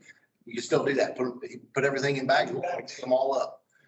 Your trash company still picks up 8 bags a week for Right. regular trash picked up. So it's just other options. Like I said, we were tasked this to look at different ways that we could possibly Yeah. save some money. We left it in, we left the higher number in disposal. If this goes through with the leaves and it works, hopefully we're going to be way under that in budget. We're gonna reallocate that. We're budgeted now for So, things as usual, so. yeah, so and I'm sorry, John, am I correct that Ocean Ponds and the trash company both would pick up leaves in either paper bags or plastic bags? Trash company takes plastic. We can't take You don't take plastic, because it goes to recycling place. It has to be all natural, bring it down. paper, okay.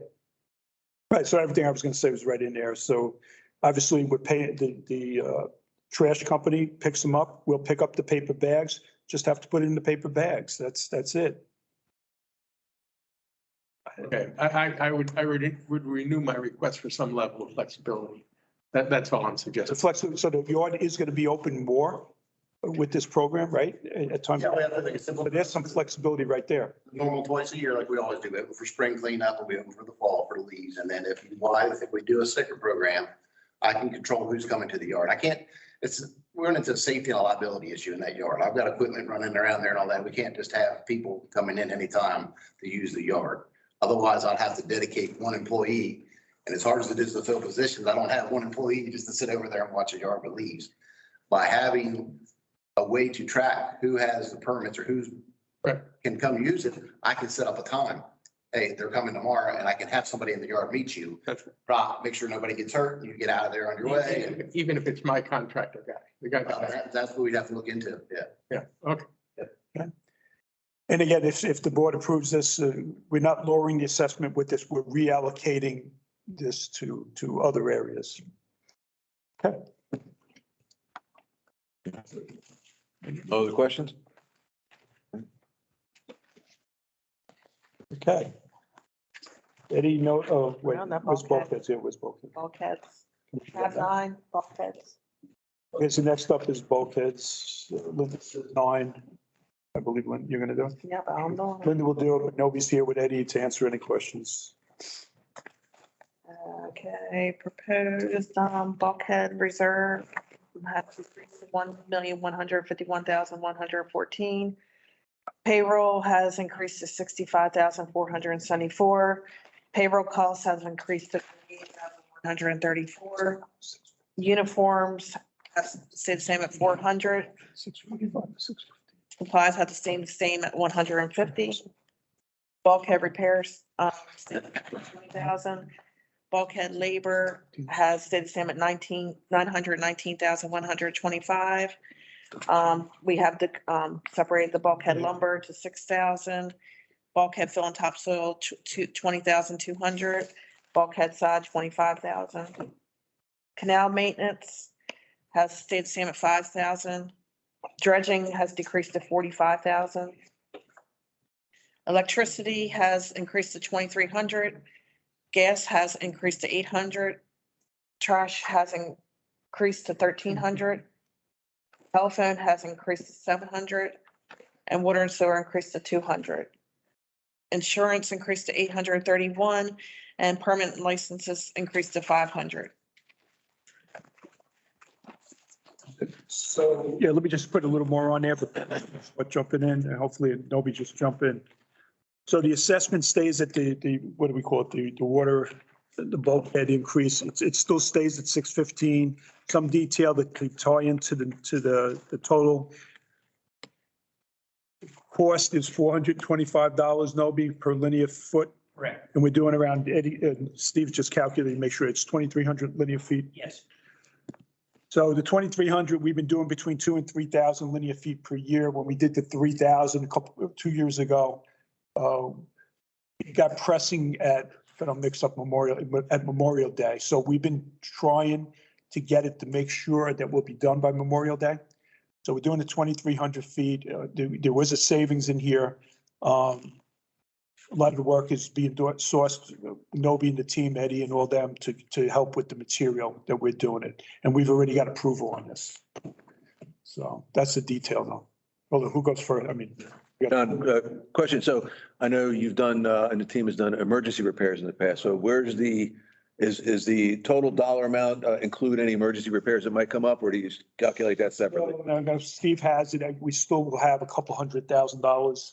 Okay. In the bulkhead just in case. All right. I know Steve has it somewhere. We did that.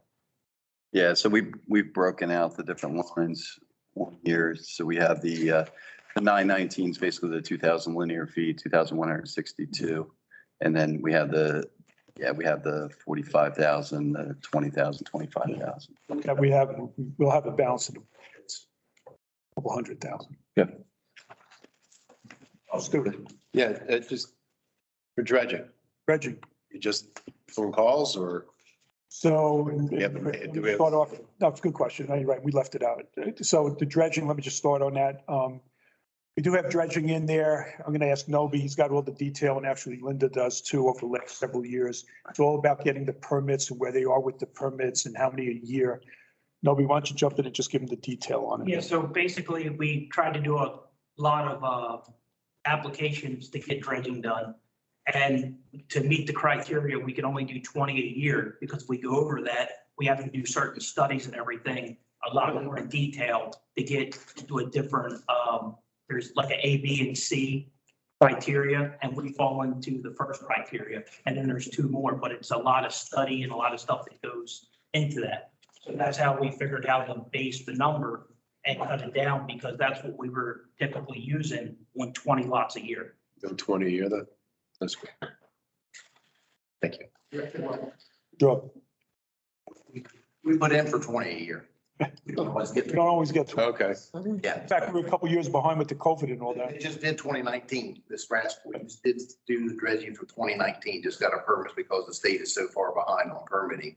So they're not going to give you like 40 or 60 to make up the difference? We haven't seen it. And that's the max. And actually, last year we had to take a lot out. Maybe we can probably tell you better. Boston and Watertown area, a lot of people would put in, and it is now in a critical area because of the plant life and shellfish that are under the water. It cannot be dredged.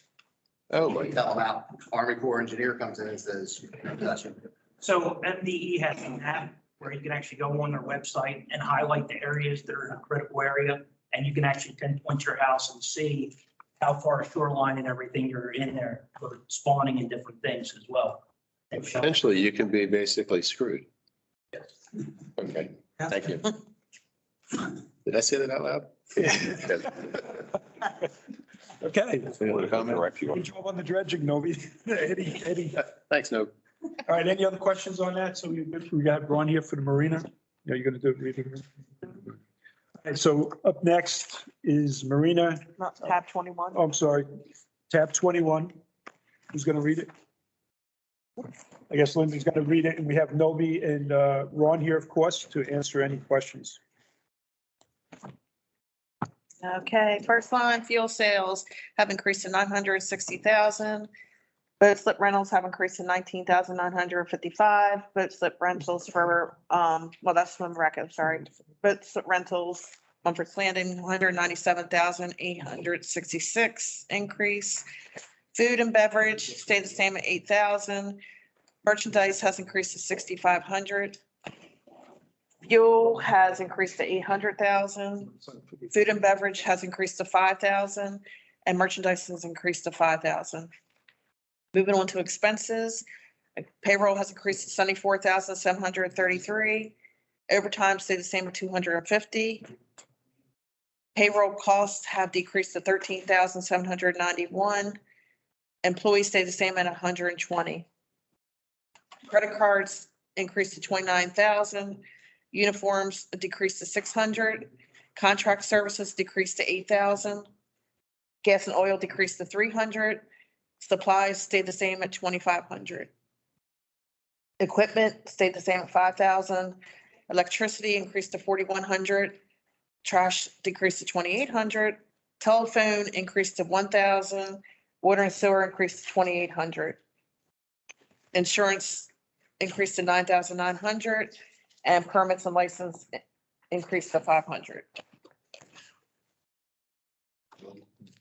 This doesn't take into account any of the repairs to the pumps. That's in this current fiscal year. Okay. So I guess unfortunately, John had to step out for a second, but I guess I'll ask these guys. So I know that the new pump replacement, the lines and the docks are all scheduled to be completed in May. And let's, for sake of argument, just say, suppose it doesn't, for some unknown reason, doesn't get done in May. Does that have any effect on your operation or your revenue stream? Because I'm guessing that since you didn't have it this past year, but you were still able to run okay, I'm hoping the answer is no. But I need to ask just, if it doesn't happen that way, are we concerned? We have a plan B. Okay. Plan B is we're not tearing any of the docks out. I mean, we could have been proactive and go ahead and tear everything out now and be ready. Right. We're not going to do that until the new docks are on site and the contractor's ready to do this. Perfect. Good to know. Yeah, good to know. Excellent. Are all the tanks full right now? Yeah. Yes. Tanks? Okay. Any other questions? Okay. Nice. Increasing the rate for our slips. Hmm? We're increasing the rate for the yacht club slips. Yeah. I know we have a waiting list. Yeah. Yeah, but Money. at what point do we price ourselves out of the market on this? We're way below the market. We are below the market? We're actually about $1,000 below on the competing market, 800 below the other one. Yeah. One could argue we'd price ourselves out of the market when there is no waiting list and empty boat slips. Roger that. Okay, that's when we price ourselves out of the market. Gotcha. And how long is the waiting list? It's about 94 boats. Out of how many total slips? 77. We have 87 slips Okay, at the yacht club. gotcha. Okay. Okay, other questions about Marina or anything like that? Okay, thank you guys. Just one question. There's more than 13 slips over at the Swim and Racket Club. Are some of them just not usable? I think there's one that's really shallow and it's a weird angle to get to it, so it's kind of not really. Okay. There's actually two that are unusable. We had them dredged and they filled in within. So we're. Transit slips there, at that club? There's no transit slips there, is there? I don't know. Is there any transit slips there at all? I'm sorry. Is there any transit slips there at the? Okay. Other questions? Okay. Thank you. John, Thank you very much. No, thank you, guys. Ron and Eddie, of course, Guys do a great job. Thanks. everybody. Okay, somebody just sent me a text. Please. Okay, so I'm just checking the time, Doug. Trying to line up. Steve is going to do the police department. He'll take you through the budget. Steve and I will answer any questions. I do believe I'm trying to get aquatics here, and I just got a text message. She's on the way. I also have Rec and Park, so we're probably going to move some from the, and I do believe lunch is coming or something to. I have it for 11:30. Oh, lunch is coming 11:30, so we'll work it out. Okay. Okay, so with that, police tab number, 11, tab number 11.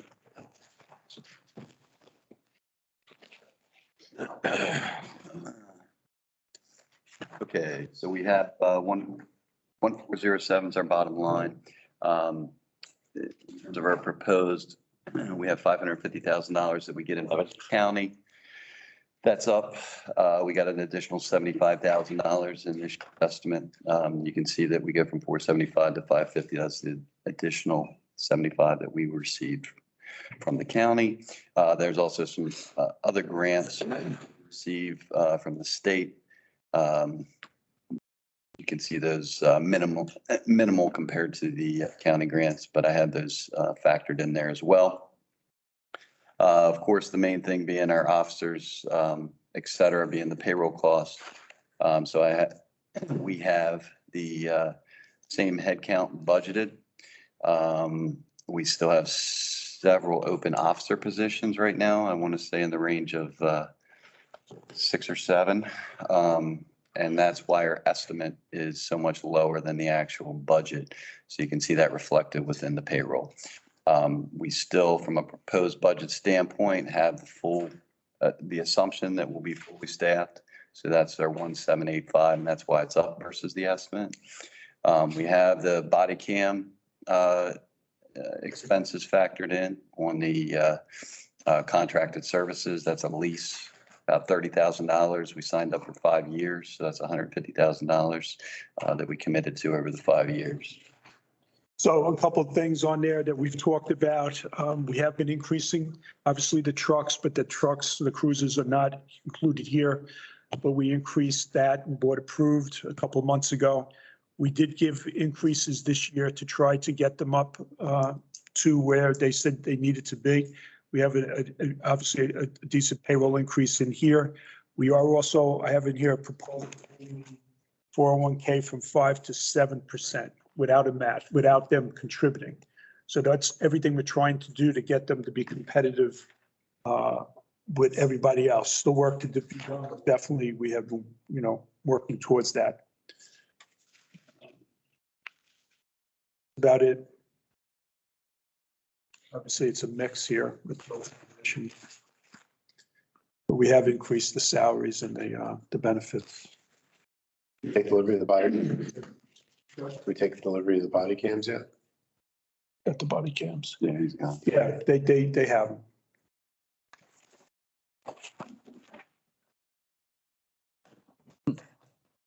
Questions on police? Yeah. No. All righty. Okay, Steve, thank you. Okay, so I don't know, is Kathleen out in the lobby or? Well, No. next on the list is. So we have, and I do appreciate, I asked Debbie to stay this morning because I figured we'd be done early. So Debbie's going to come in. Obviously, we all know Debbie, Recreation and Parks and the Racket Sports. Debbie, thank you for being here. And then. No, I'm just kidding. I'm just kidding. For the Rec and Parks is what number there, Linda? Well, thank you. Thank you so much. All right. You know the drill. So just start talking. Yeah, just go to- I got my unless you stuff. want Linda I'm to do good. it. Did it change? No. Nothing's any different, No, so yeah, I'm good. You changed a couple things. So, so normally I just kind of go through Yeah. all of these things. And then you guys can ask me whatever questions as we go along. So some things have adjusted.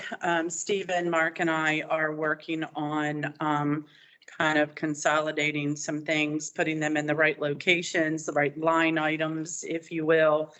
So you'll see a change to sports camps and classes and clinics. We are combining those things as we've gotten taxes and all those types of things, what we pay on and what we don't pay on, and all that kind of stuff taken care of. We are consolidating, putting things together. So you'll see a difference there. As Steve mentioned about grants and donations, we do get from the county. Recreation? Yes, I think it's. Just don't say tours, right? Just, the grant that comes from the county is a recreational grant that we get. And then other donations that we receive are from sponsors for our events. We get donations that some are specifically stated for special events, concerts in the park, particular events that we do, say 4th of July, Easter, those types of things. So that number kind of fluctuates depending on, different sponsors and donations that we receive. Facility rentals is going up again. That's a good thing as far as our revenue because people are out and about and wanting to do things. I will tell you, it gets very creative. trying to offer the room space for all of the phone calls that we receive. It does get very creative trying to juggle everything. And as we talked about at the BNF meetings, for the gym itself, there truly is not enough time in the week for all the people that call and want to actually use our facility. Good thing, we just can't always accommodate everybody for what they're asking for. As far as special events, you'll see a change in that information. We are working to get back to bus trips, so that revenue adjusted quite a lot from last year. We didn't hit our mark on revenue, but we did take our first trip this year back to New York. We had 90 people that went on that trip. So that was really good. Now we know that people are trying to get back out and wanting to go on these trips, and that revenue will start coming in hopefully now as we move forward, scheduling those types of things again. Farmers market is doing really well. We have taken in additional revenue. So as you see here, it's year to date as of October. So they continue to have day users that pay a fee for each week that they come to the farmers market. So that revenue continues to come in all year. Little bits here and there, but they do continue to bring in revenue throughout the year. As far as Camp Ocean Pines is concerned, you can see your total revenue there. As it goes up, that's because we've increased the fees. We have 3 days and 5 days, and those revenue numbers are a little bit different based on whether they decide on 3 days is a little bit less than if they decide on 5. If they choose, because Susie really likes coming and she's only scheduled for 3 days, we do allow them to pay an additional fee that it's based on, how many days of the week to continue to come, the rest of that week if that's what they choose. As far as dog park fees, you'll see the revenue this year is still continuing to grow. It's amazing how much revenue we are taking in with memberships for the dog park. At the bottom, you will also see for expenses, the only expenses that we really have right now are the mulching and the maintenance that we do there, as well as the key cards that we have to purchase. So although it says, what is it, like $3,000, you're looking at most of your expenses will come in the spring to be able to resurface and put in new mulch and have it all ready for the summer. Sports camps, we talked about Jolly Rogers tickets. This year was one of the best years that we've had, which again means people are out and about and they're ready to get back to normal life. I know that we have already spoken with them and their fees are not going to be raised for us. So we're still looking at a good number as far as what we should be able to bring in next year. Maybe tickets are the same. We don't really make a whole lot off of those. We just kind of offset our shipping cost throughout the year. And then vending is just basically for us, summer camp and selling kids ice cream. And then at some of the things that we do at concerts, those types of things, we do not have a lot of items in the recreation department to sell and consider vending. Miscellaneous, that used to be where our tickets and stuff would be posted. And that probably was where it was in the beginning of the year, as well as some, minor copies and faxes and things of that nature. You'll see where your cost of goods are. We're diligently working on all of our inventories and processing everything correctly. Mark is working really hard on getting all of that straight and running through North Star in the proper way. I'm going to skip over payroll. I don't talk too much about that until a little bit later. As far as our expenses are concerned, they are pretty much on point from what we have accumulated in our expense reports throughout the year. And as far as the equipment is concerned, that is also rental equipment. So if I have to, we leave that in there. Some years I have more than others. We leave that in there so that if I have to rent a lift to do anything in the gym, we have that line item there, which we did just a few months ago. The electricity and the gas, the trash, the telephone, water and sewer, as you've heard from everybody else, it's going up, just like everything else in the world. As far as class instruction, that's any class expenses that we have to run the class. It's also covers instructors that teach those classes. League expenses, obviously, those are for anything that we have to pay out through our sports leagues. Special events is the same. Camp Ocean Pines, those are our expenses, but it does not include payroll. Let's see, I already talked about the dog park. Dues and subscriptions are for things where we are a part of Maryland Recreation and Parks and our National Recreation and Parks Association to continue to get updated information. And we attend the Maryland Recreation and Parks annual meeting that's in Ocean City every year, but we do have to pay to go to those and hold those certifications. Insurance, permits and licensing. Basically, the permits and licensing is for summer camp that through the Maryland Department of Health and Hygiene, we do have to pay a certain fee to be able to run camp. And it is based on the number of kids that you have and your stature. So if you are in good standings and you file all your paperwork and you do everything by the rules, you get a lesser rate. So we've been doing really well with, if I can get all of that out of my mouth, staying in good standings with the health and hygiene and the state of Maryland to run summer camp. All right, so back to payroll. We do have some part-time. We had talked about part-time employees before. They work nights and weekends. So they were in our minimum wage hike, I guess is the word, increase that we have had to do. As far as your seasonal workers, we basically only have seasonal for camp. We do not have anyone that's not a year-round part-time person that works as in the administrative part of the recreation department. I have a spot that's open for a recreation assistant that is actually coming from 2 part-time spots that I already had available that was not being used.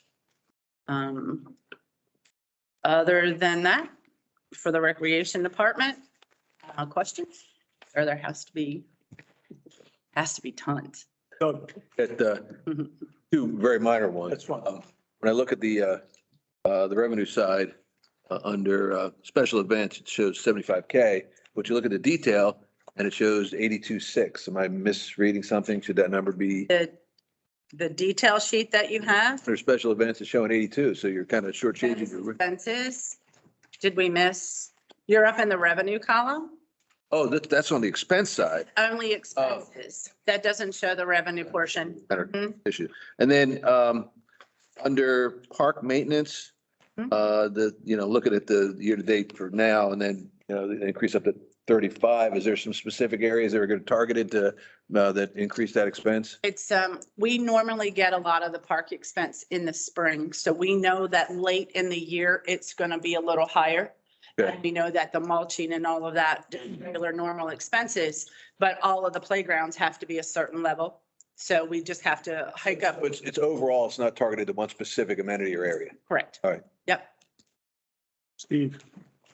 Sorry. That's all right. I got it in earful late in the summer, a couple of neighbors, so I'm going to ask. Okay. For the camps, the summer camps. Yes. I'm assuming, and tell me if I'm wrong, but I'm assuming Ocean Pines members get sort of a period where they can register before the general public. Correct. It's 1 week.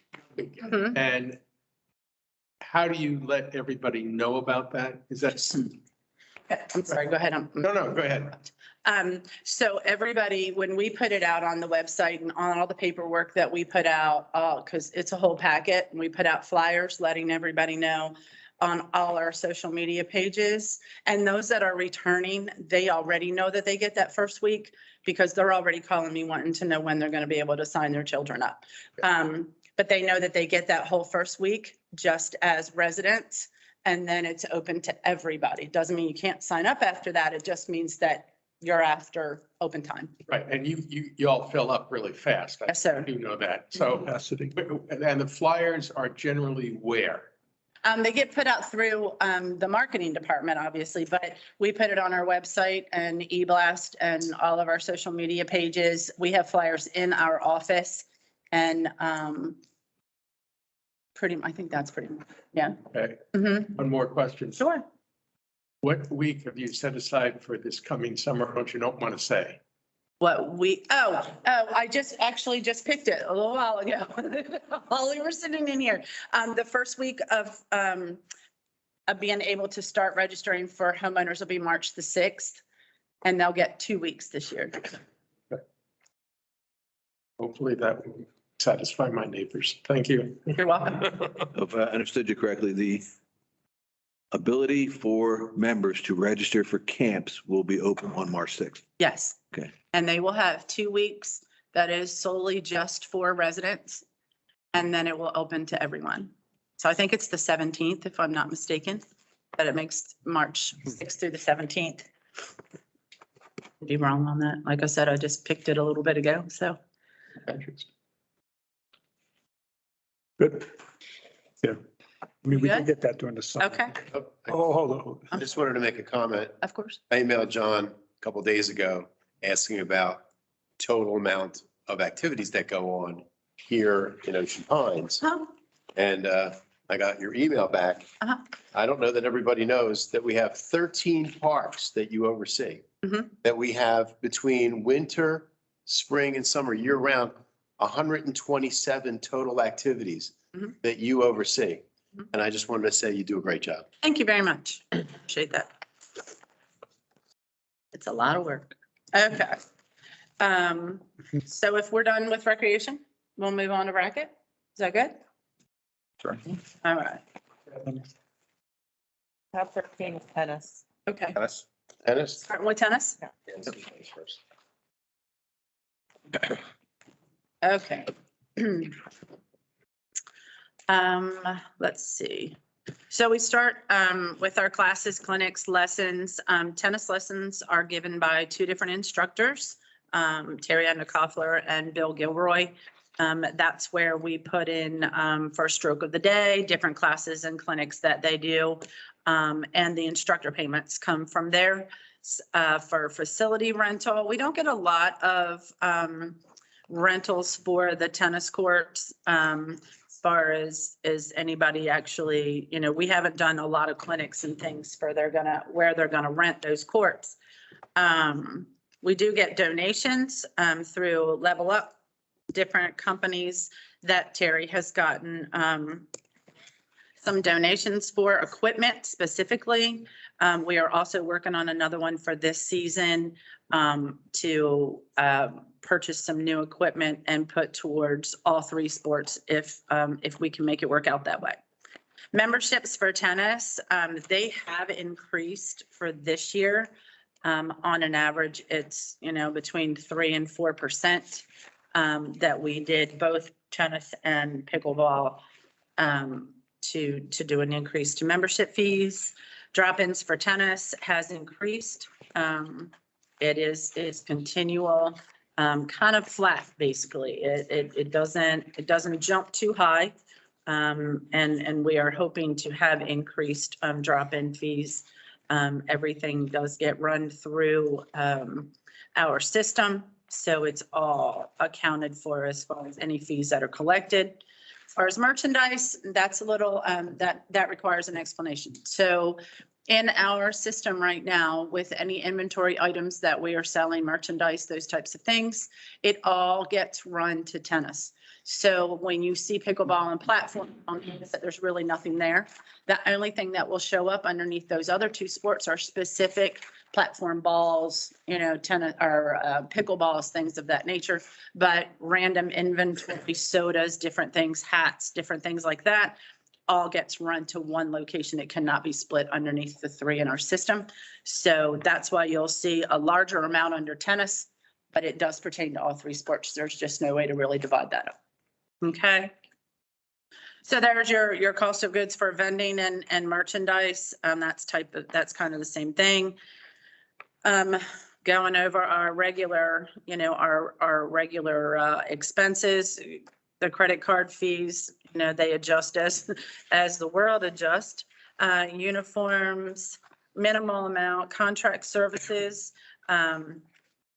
That is also all of our like Orkin and different things of that nature. We have a rainmaker that we do contract with for our irrigation, different things like that.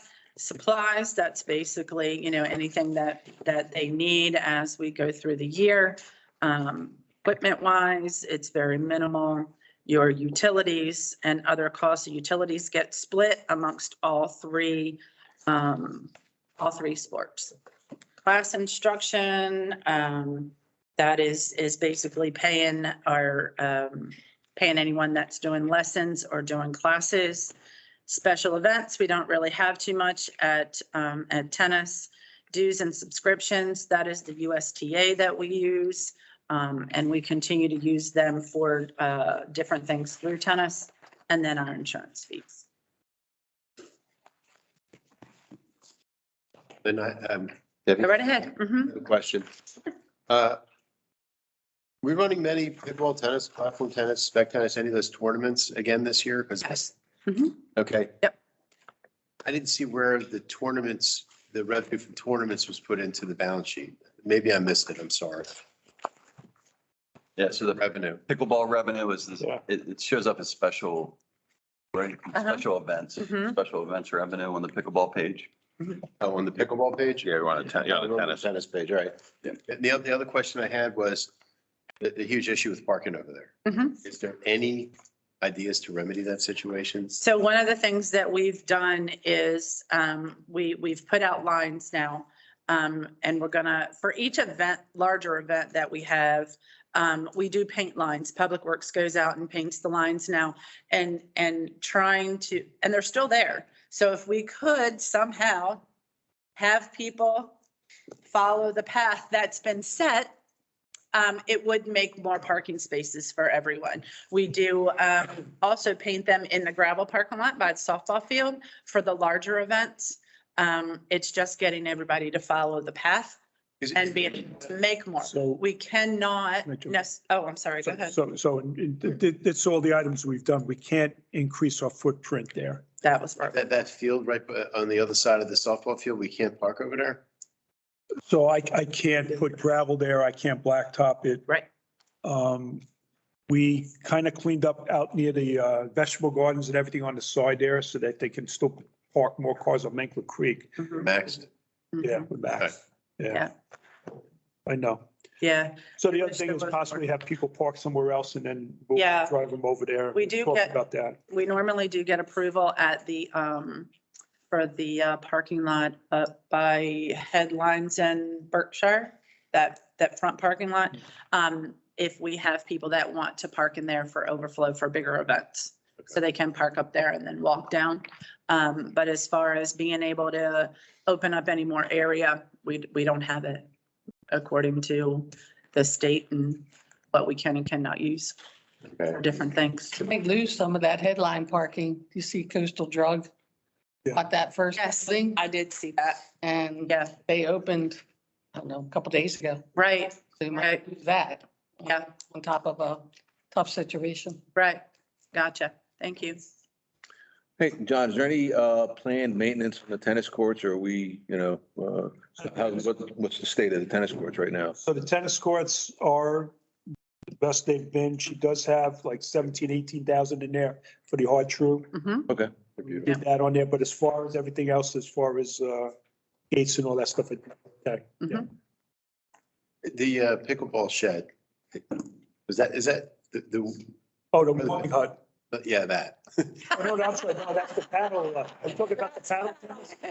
So the warming hut for the paddle tennis We don't have anything in here. We do have maintenance. That's part of Eddie's thing. We'll do whatever we can do there. That would be part of if we come forward on the entire building. Okay. So, but we want some, well, if they need it, to whatever we can to accommodate them. Okay. Yeah. I'm hoping with that, hoping next year. Okay, any more questions on tennis? Anything else on racket sports? So just in general, Debbie and Steve, racket sports are trending towards zero, if not higher. Mhm. As part of operational. So we are moving in the right direction. Mhm. Okay. Yeah. Thank you, Debbie. So pickleball or platform, any other questions towards any racket sports? Go ahead. So, this was last year before, pickleball has a pretty significant tournament. And it's very well received and we get a lot of interest in it. And then, there was discussion and, I don't remember all the details. There was discussion about how the proceeds from that tournament get dispersed, whether it's within their own organization or within Ocean Pines. Have we had any discussion on getting some additional or some formalized details on how that revenue sharing is going to happen? So let me jump in and then Debbie can, so this did come up several, I think now it's been 2 or 3 years ago. We now do that tournament. We oversee it, we manage it, and that money goes to Ocean Pines. Now, there are other tournaments that if Debbie wants to talk and jump in, but the one he's talking about that now comes to Ocean Pines. Yeah, so if you're looking at and talking about the Oktoberfest tournament, that is ours. We bring in all the revenue there, the sponsorships, everything there is ours, expenses and revenue. There is also a breast cancer tournament that they do that we don't charge them because of where the funds go for that. A few years ago, pickleball did their own tournament, ran it themselves, did their own thing, and they rented the courts from us. And that may come back around again, but last year they chose not to do it. And they only did a members type, round robin type tournament. They did not take in, they did not run the big tournament that they have been doing for numerous years. The expenses were going to be too much for them when they were going to have to hire out a director to run that tournament for them. Noted. Thank They had members that were running it before that wasn't charging them when it was going to cost money. They decided it was just going to cost too much money. Understood. Thank you. We still pursuing a full-time person, that kind of, for all the sports? So I'll jump in and then Debbie, actually, so we did last year in the budget, it was $30,000 for some type of manager. We've upped that and we did work with the committee. The committee was recommending 90,000 plus bonuses and benefits and all that stuff. We have increased, we found we allocated money here, 45,000 for that person. We do have people that do lessons there. I believe I heard Debbie mention. So that's where we're at with that for the full-time person. I know Debbie is working on filling it. I'm not sure if she has any update right now, but I know she had some good resumes. Thanks. Yeah. Mhm. Okay. That's it. That's be a pain in the butt. Platform tennis payroll seems to be budgeted at a 20% increase. So what we did was we adjusted how we were actually dispersing it. In the past, it was a higher percentage for tennis and pickle versus platform. And now it is a even split all the way across the board for all 3 sports. So in the right direction versus the way it was allocated in the past. Mhm. So it does look like a lot higher, but it was because they were also being charged a lot less in the other 2 sports. And the So now rationale it's for evened that. itself out. Did Is that the best way to? we do better when we outsource to Sea Colony?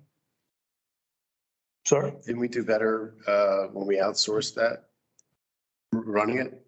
I don't. If I or wasn't us when, then. if, When? when, I don't, Yeah, I wasn't involved then. this was way before us. I don't. Yeah. I don't know history on that. Yeah. I really don't. Okay. Ready. Okay. Good. Yeah. That's- Perfect. Okay, thank you very much, Debbie. You're welcome. Okay, so I'm watching the time. I'm being told the food's coming a little. Well, Around 1:30. 11:30. Okay, so we do have Kathleen Cook, who has come up, and I also have Golf here. Kathleen is going to talk to us about aquatics, as well as, I believe, beach parking. Morning. Good morning. Tab number Tab 14 for aquatics. 13.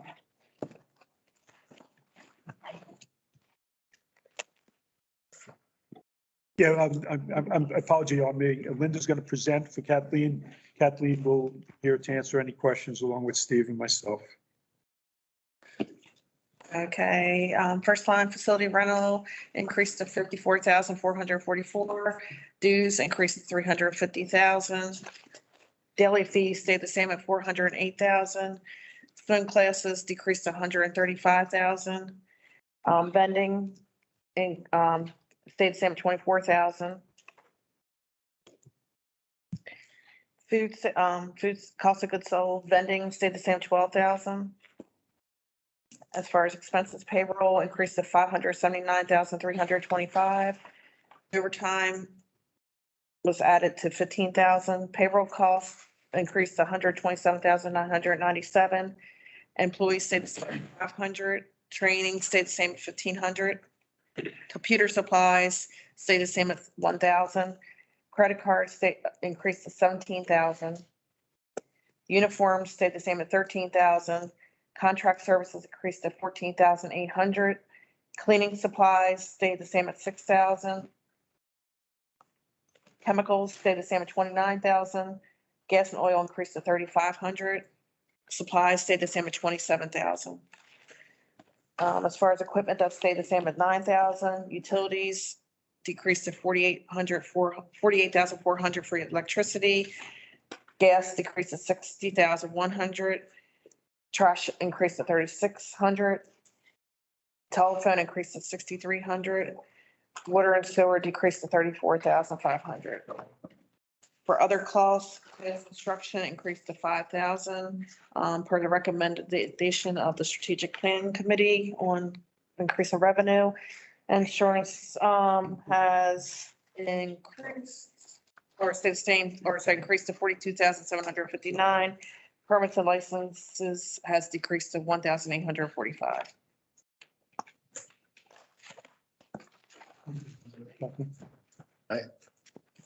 So Just looking at the payroll expenses, I mean, it's up like 23%. Yeah. Over the year before. I mean, that's huge. yeah, so. I can speak to that. Okay, good. So let me just, and then, yeah, and we're fully prepared on that, but the feedback I received from board members throughout, especially Steve and from the committee and everything, was we were short lifeguards. We had to close certain pools during the year. So we're trying to, and she'll get it, Kathleen's going to get into the detail, and I've talked about this in BNF, I talked about this in board meetings. We will increase the amount of money that we will pay. Let Kathleen get in there, but we're going to try to chase down the lifeguards, and obviously there's a cost for it. But this is a big part of the payroll increase that you're all seeing. Yeah. But again, you can make that decision. Personally, I thought we hit the sweet spot last year, but Kathleen's going to articulate more for you on her approach on this and where we're at. Kathleen. So obviously we operated at 50% last year, the lifeguards that I required. I never, we basically hired everybody that came to us that expressed an interest. And what you all experienced was we had some rolling closures because of the fact that I'm required by law and safety to make appropriate decisions to make sure that the pools that are running are guarded appropriately and safe. What you see, and I agree with you, that's a number, it's a big number, but it's not an increase in FTEs. It's not huge pay raises for the people that are, currently on staff. A lot of times I get the criticism like, why don't you pay the end of the year bonus, pay an end of the year bonus? And I'm adamantly opposed to that because the kids that go back to school in the middle of August, or either high school kids that play a sport or their terms start, particularly if they go to school out of state, they're going to go. But they're typically my kids that arrive May 1, and you see them out there power washing and moving furniture and setting the things to make sure that we're compliant and within law. So on Memorial Day, you walk into a pool that looks like we never shut it down. So I think that was not the way to go. The proposal that I made was to do a summer differential. All right. So that would make it attractive for us opposed to competitors because we saw a lot of feedback last year. You can make $18 at Subway. You can make $19 at McDonald's, you know, those type of things. Well, obviously I don't want to drive those type of costs into my budget annually, right? Because then I've got to absorb the cost over 12 months. The proposal that I made with John was to present a summer differential. And that would be paid from the time the kids get here. So everybody would be equally rewarded. Any of you that use the beach club, that club, I put senior staff members over there and they pretty much with very little direction are able to run that pool safely all summer long. So I agree with you. It is a big number, but the vast majority, other than what we had to do, you know, for a minimum wage or what's being presented, 3, 4, the remainder of that is a summer differential to try to attract guards. If I attract the guards, we'll utilize the summer differential.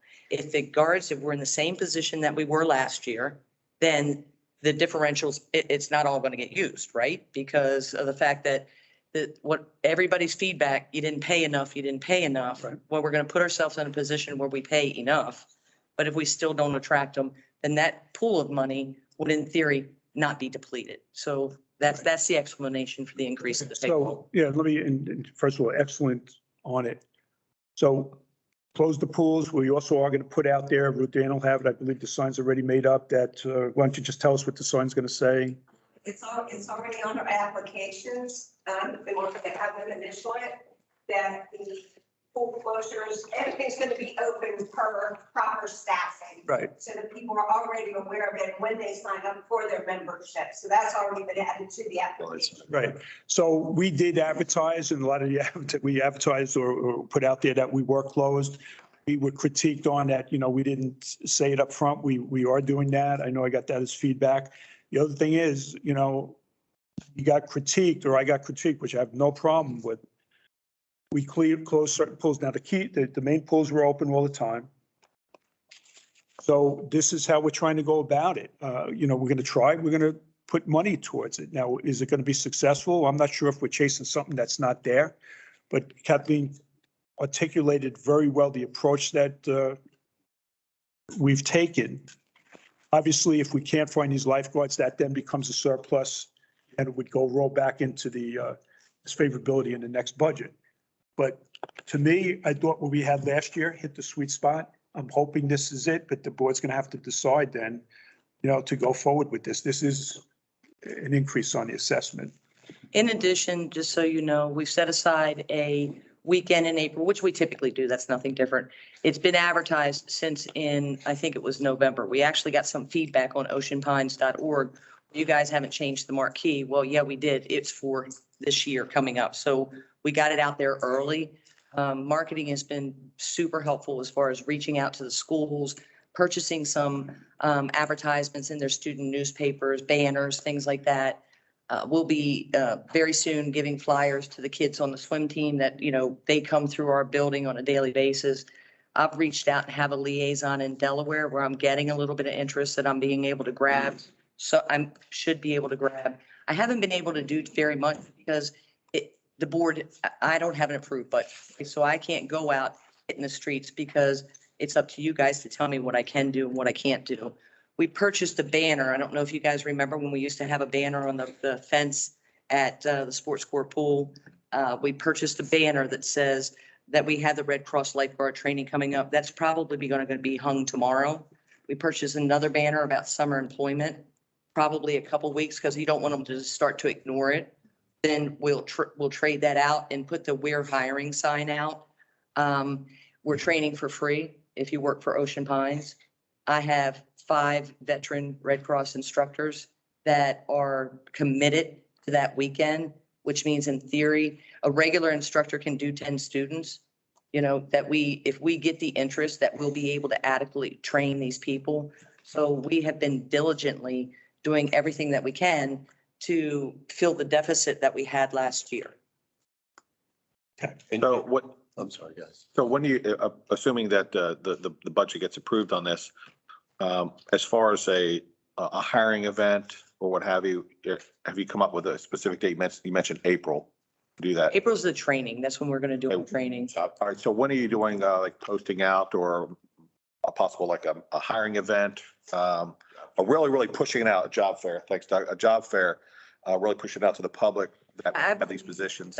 HR is working on that. I also think that like when you use Indeed, which is typically where the kids look, that there's different levels of paying to make sure that your ads come up first.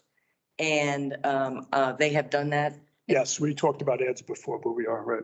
Yeah, so that we've increased that for our exposures on Indeed. The discussion as far as a job fair and things like that, I think that falls under the human resources.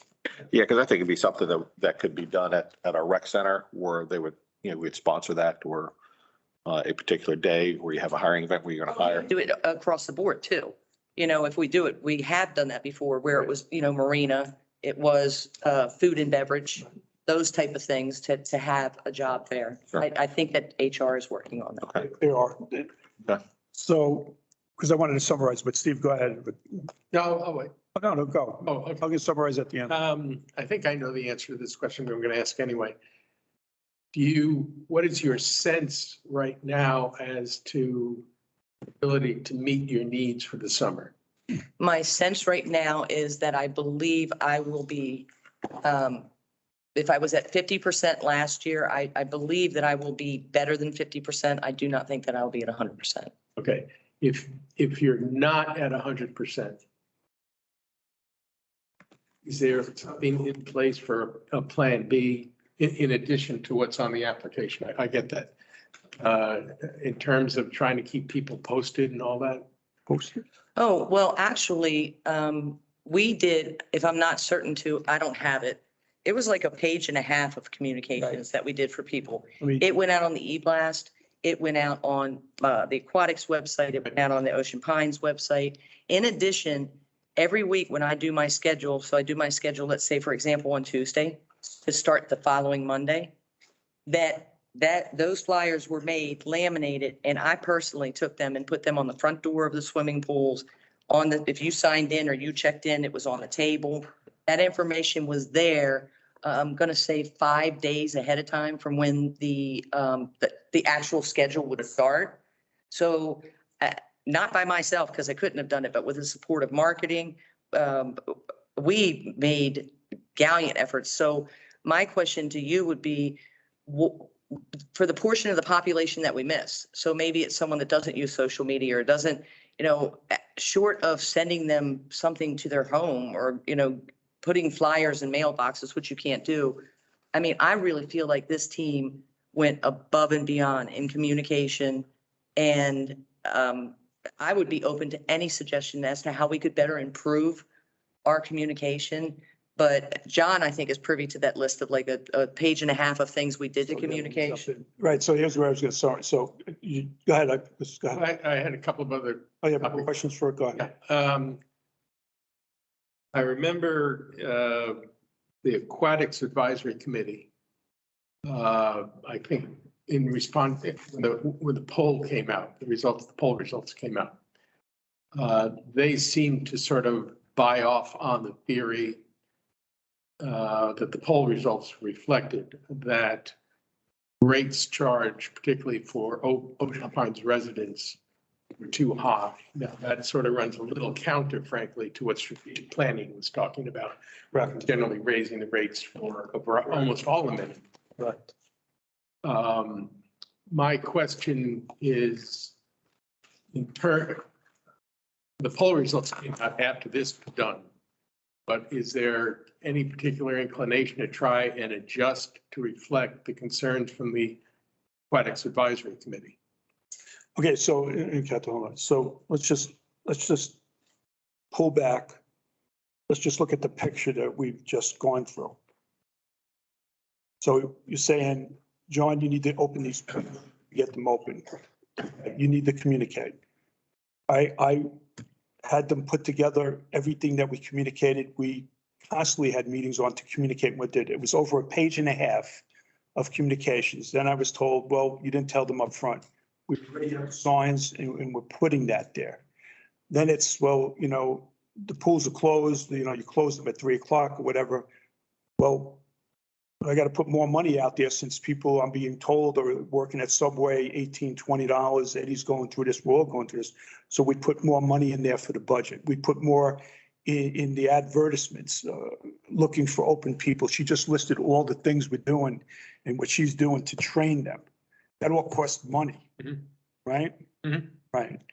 Then I'm like, well, you look at your payroll number and there's nothing wrong with this. Well, your payroll number's big. And I'm not just talking about this, I'm talking about the whole place. Well, how am I going to get there? It's costing money. And I've said, and she just said it too, and she's a little more positive on it now, but we're going to chase it. We're going to try, but there's a cost for it. And we've articulated that, and I can't guarantee it, neither can she. Now you're saying to do all that, and I have no problem with it, and I've done everything that's been asked over the months. And now you're saying, oh, lower the dues. Okay, so I'm raising the expenses to do everything you want me to do. I'm being honest, this is straight economics. And now you're saying, well, you really should lower the fees. So we've been benchmarking the fees with wherever we can here. We did this even before this. We're very comparable, if not favorable, right? And then strategic planning came in, you're right, at whatever time they came in, and they told us, raise all your fees everywhere, raise it and higher.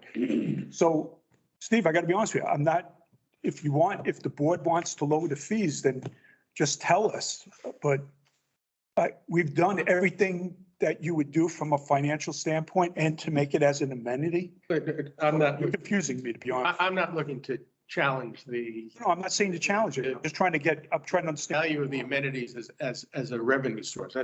I'm just trying to see whether or not there's and I don't know that it could be done right away, but I'm Had the balance. it's only whether or not there's a middle ground between what strategic planning is talking about, Right. the aquatics committee is talking about in terms of. Right. So it did poll that. results. It may be that the poll results themselves, sample size is insufficient. There's maybe a lot of questions. I'm just asking if No, they're good question. he's sort of Trying to explain it. trying to. Right, so we actually, yeah, you can jump in. So we actually, before this whole happened that we couldn't get lifeguards, we actually we did balance out the pool, quite honestly, until this happened. Then we're doing this to try to address this situation that everybody has. But we pretty much had the pools balanced before all this. I did not use the percentages or what strategic planning was, it's way less. Now, Kathleen wants to jump in, but we're just trying to answer your question, trying to get you to understand from Medicare, so we're doing it, of course. Let Kathleen Hit the dilemma. jumping out of her seat. Go ahead, Kath. Jumping out of my seat, I just want to make sure that we're all on this level playing field. So the day rings or the daily fees were raised last year, and they had not been raised in 10 years.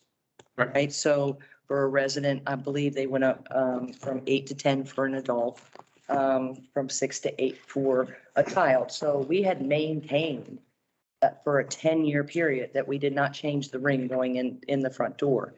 Also, there's a differential when you go to non-resident. So if you are an adult and you pay $10 as a resident, non-resident pays 15. So there's a pretty big differential there. And a lot of times I get that feedback. Well, raise it for the non-residents, but the math doesn't make any sense. I could raise it to $25 for non-residents, and the increase in your revenue is not going to be that significant because the data shows the residents use the swimming pools. For example, at the yacht club. And the non-residents would walk away at 25 anyway. Excuse me, sir? I said the non-residents would walk away at 25 anyway. Probably, Yeah. and you'd lose that revenue anyway. But, for example, I get that feedback all the time at Yacht Club. The Yacht Club's busy because you're letting all these people in, and the numbers prove that the residents are using the Yacht Club. The non-resident fees there are 4%. What percentage is non-resident to resident?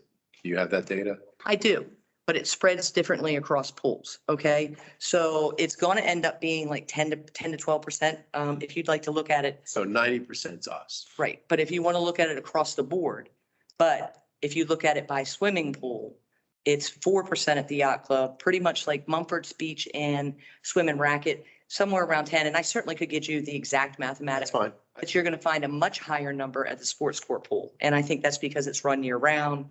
It's, if you Google it, that's going to be the first one that comes up. It's not the reason why we have so many people. Right. It's not. Gotcha. But so that raising, feedback to raise non-residents, certainly we'll do whatever it is we're told to do. Right. But that's not where the revenue is generated. Right. And we did in fact just raise them last year. This budget does not reflect raising the door rings again. And over a 10-year period, you know, I think $10 to be able to go and spend the entire day is, you know, I think it's fair and reasonable. And when we reached out to other swim clubs, it's very hard for me to find a benchmark because we're recreational or open to the public. Right. So if you call Sea Colony, they don't let you do it in the summertime. In the summertime, they cut non-residents off. So that's my explanation. So, and also like Debbie, like Rec and Parks, she opens up the camps first for the association. Debbie, when she opens the pools, association members go in first, right? You open it first, tell them that, please. Okay, so if you have a membership, there's a time at 8 to 10 o'clock in the morning at the yacht club, that's members only. And that is strictly enforced. You don't, if you're non-resident, if you don't have a membership, you don't get it at 9:59.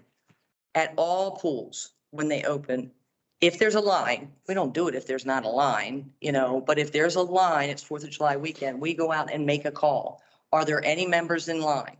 At that point, we allow the swim members to come to the front of the line and to check in. So there is a courtesy for people that have swim memberships.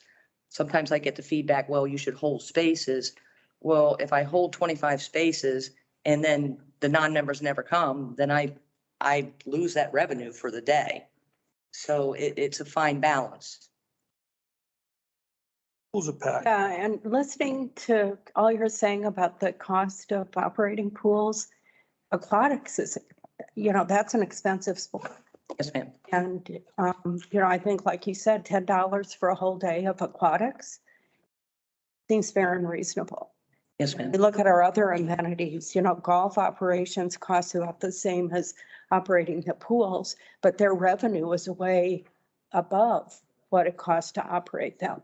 Rec and Park, a little bit less overall operating costs, but that benefits the whole community.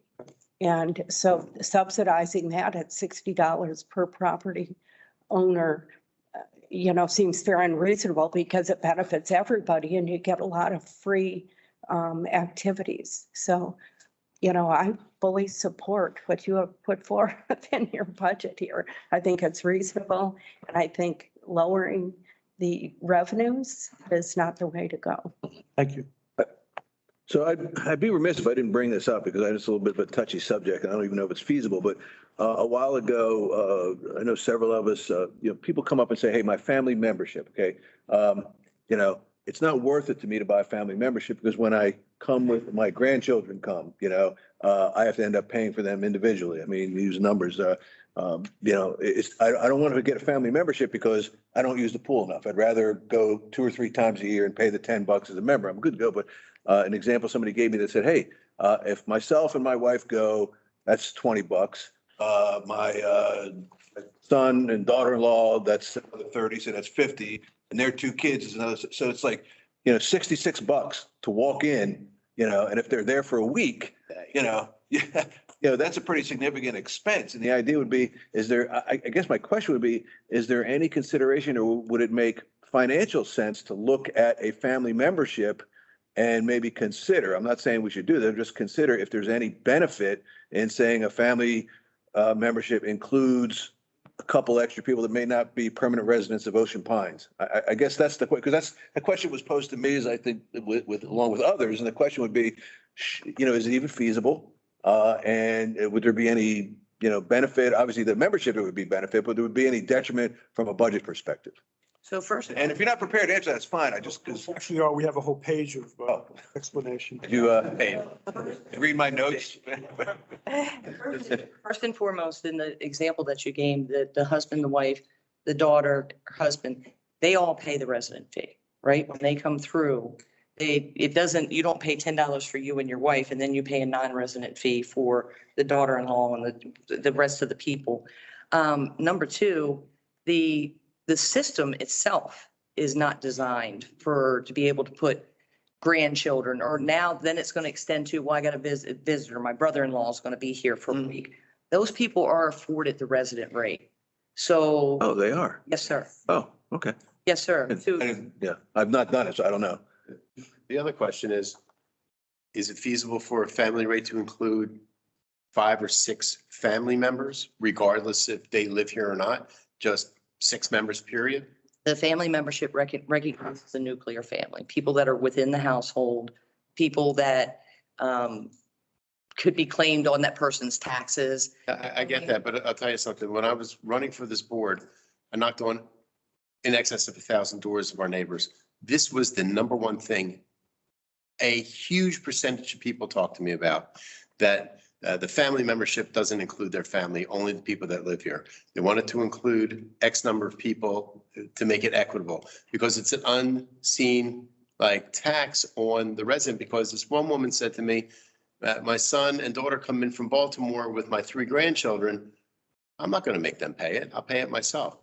You know, and they have a family membership. So I think that we should come up with some sort of a family membership that takes into consideration X number of people in the family, whether they live here or not, just X number of people, X number of guests in your house. I certainly think that if that's the way that you guys want us to go, we could look at it, but I think it's going to be wrought with problems. So how do we identify? So the beginning of the summer, you identify that you've got, you know, a daughter-in-law, whatever, 5 people. And then Ruth Ann's got to manage being able to put them on and make them swipe through. Then how do we say that they don't give it to the neighbor and then the neighbor's swiping the card? Or then you get another guest that flies in from California, cousin Jimmy, we haven't seen him in 13 years. Well, now we're going to be at the front desk of the pool. This is my family member. He should be able to come in. I mean, the membership and the software is designed to handle a nuclear family. Now, if you have a grandparent that has custody of a child that, you know, lives within the household, that accommodation is made. So if directed to do so, we could get a work group to take a look at it and see how we could do it feasibly. But I think it is just going to be fraught with problems. It's going to be fraught with fraud. And I swipe cards, we could load the swipe card up and give it to the kids. So now that's a different topic. That's going back to the coupon cards. Or something of that, or something like that. I mean, What's the difference though? Because if I give you a coupon card, it's going to be $10 for the grownups. It's going to be $8 for the kids, which means you're going to spend the same amount of money than if you took them to the pool and said, here's $40 to go into the pool because grandpa's paying for it, that type of thing. $340 for a family covers X amount of swipes, period. Yes, ma'am. Well, so how do we then define a family for golf and everything else? Yeah. You know, so Well, I think it's, about aquatics. no, I think it's just kind of unreasonable. Because I can't see how we can say we're going to limit that for just aquatics and not our other amenities. And my concern would be managing it. Right. You know, I mean, we're going to take the system outside of the bounds that it's designed. Right. So let me just, this isn't the first time this has come up, probably over the last 20, 30, how many, it's come up a lot. Comes up every year. It comes out, we have a summary of everything, all the reasons that we just. And then it's up, you know, it's up to the board. Look, whatever you all want us to do, we'll do. We're just trying to give you the whole thing. But I back get to- it. I'm sure back- people are saying it. Back to the other conversation, then it's going to drain on revenue, right? So then we've got to design a program where we're charging for those additional people, because otherwise we take the pot that we have now and then we start to reduce from it, right? Because I think 72% of aquatics revenue comes from membership in door rings. So now if we start adding 9 people to the family membership, well, keep in mind, 4.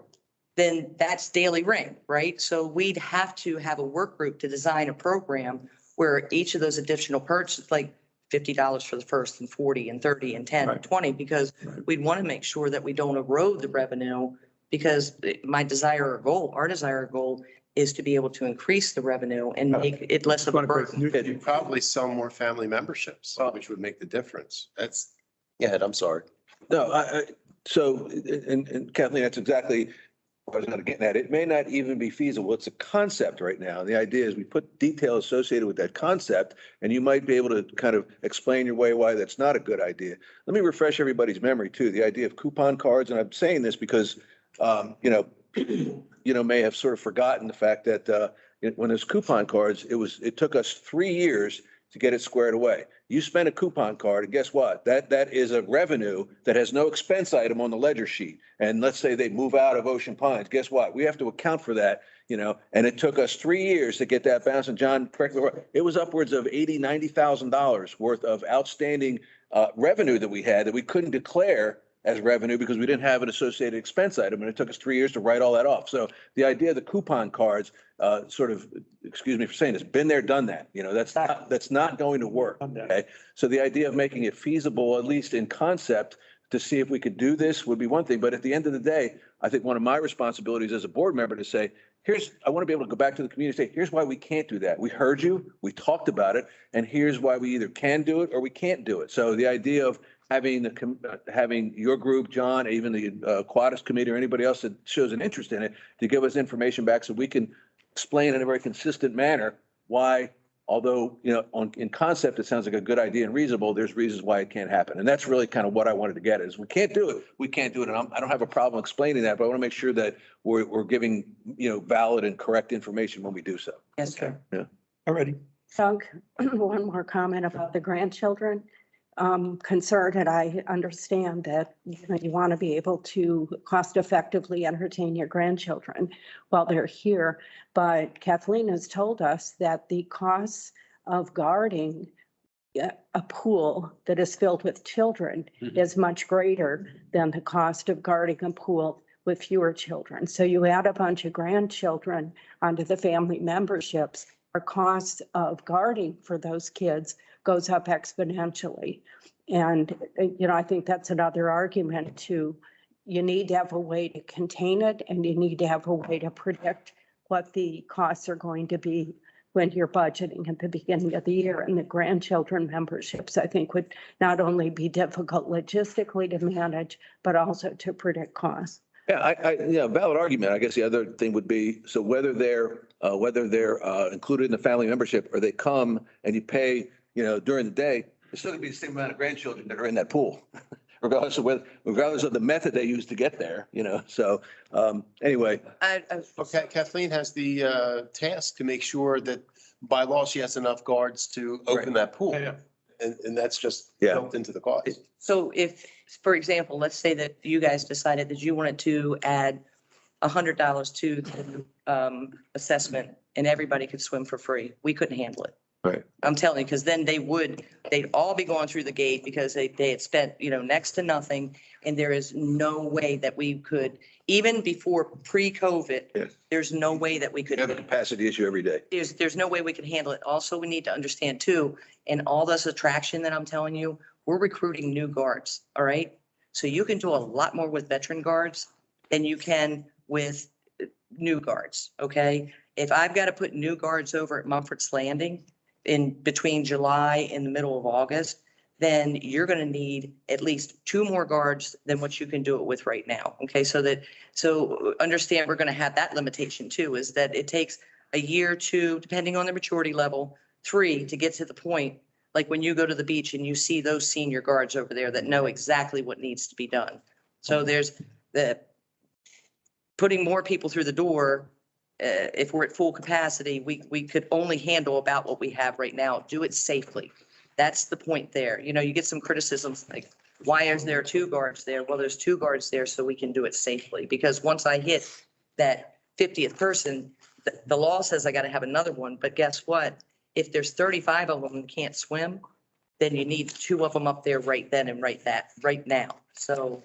Yeah, and the intent of me bringing it up not only was to, sort of see if the concept holds any water, it'd be to make sure that those who are watching this meeting or who may watch this meeting later on understand why we couldn't do that. Okay, so there's a lot of, factors that are, that go into that decision. And I just want to make sure the membership understands that so that when it doesn't happen, they have a reference point and they can understand why it's not being done. Well, this had to be. Maybe we should put together a work group to see if we can work out something so that some aspect or some new program can be done. I think that's a valid idea. I don't think there's time right now to do it for this budget year. But I think that's something that the board should consider going forward. You know, we've reached the topic and why not? You know, so. Okay, yeah, Other questions? yeah. Good job. Okay, beach parking, number 19. You want me to read it? I got it. I got it. Actually, let me do it. All right, let me, yeah. Which one? Adjustment here. Beach parking, Who's the adjustment?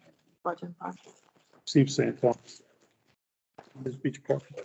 Parking is number 19. Steve, you want to jump in first? Or what do you want me to do?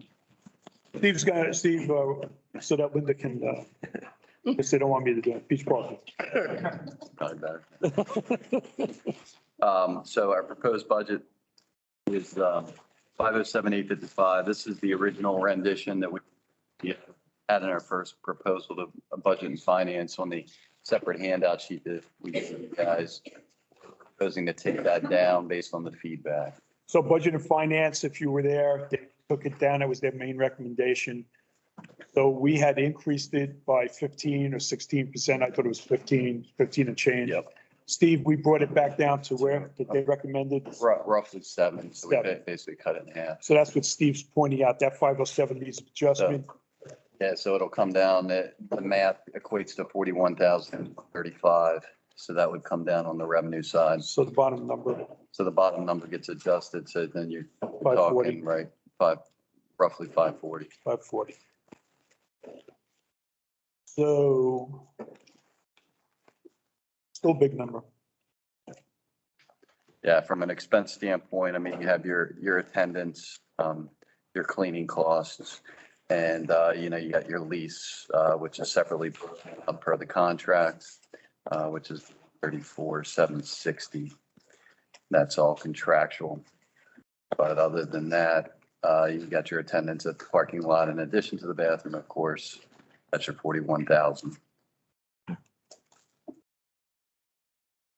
Okay. Thank you, Steve. Kathleen. Thank you, Kathleen. Thank you. Thank you, guys. Kathleen. All right, I'm going to call meeting back to order. It is 11:49. We're a couple minutes late. One thing I failed to mention that Director Daly had let us know that he was going to be on the road today and would not be able to attend the meeting in person. I believe he's now gotten to a point where he has contacted us via the remote Microsoft Teams. And Frank, if you're listening, if you have a question or want to add some commentary, just use the raise hand feature and I'll recognize you for your contribution. All right. So John. Oh, there's Frank. He's driving. Eyes on the road. I'm fine Frank. so far. Eyes I'm on fine. the road. All right. This meeting's not that important. I'm fine, no problem. Okay. Thank you, Frank. All right, John, we're back in session. Thank you. Okay, thank you, Doug. Okay, we're going to start off with golf operations. Paul Beckelman. Yeah. And then Justin will take us through golf maintenance. So Bob, I know one of the biggest things is the pricing. We did increase prices for outside play. Bob will take you completely through that. It was recommended, obviously, by strategic planning, but it was also recommended to us by the golf packages that Bob has interaction with. With that, Bob, operations. All right, good morning. Thanks for having me again. As John said, we have raised outside rates, public rates and package rates. A lot of that was due to the prompting of pretty much everyone in the industry locally. Everybody's been raising their rates the last few years. The packagers came to me and said that our rate was well below where it should be. The director of Ocean City Golf Getaway said the same. So I met with all the major players in the Ocean City area, and they all wanted me to raise the rates. And it just made sense. They hadn't been raised significantly in a while, and we want to kind of keep our place in the golf list, so to speak, in the area, and we were kind of falling down toward the bottom. The conditions of the golf, a big part of that. The golf course had suffered some years ago. And the reputation was suffering, so people weren't willing to come here and play or spend the money to come here and play. But now that Justin has the golf course in much better condition, people want to play here again and they're willing to pay the price. So far, I've looked at the bookings for next year. We're pretty much right on track for where we should be for package play bookings for 2023 with the increased rates. So I've already, changed those rates with all the hotel packagers. Resident rates, I really did not change. I did raise them a little bit on the weekend. There was a $5 bump for resident rate on the weekend, just to create a differential between resident weekday play and resident weekend play, because the weekends are at a much higher demand. So it just made sense to me. We are planning at the moment to raise membership dues, approximately $50 across the board.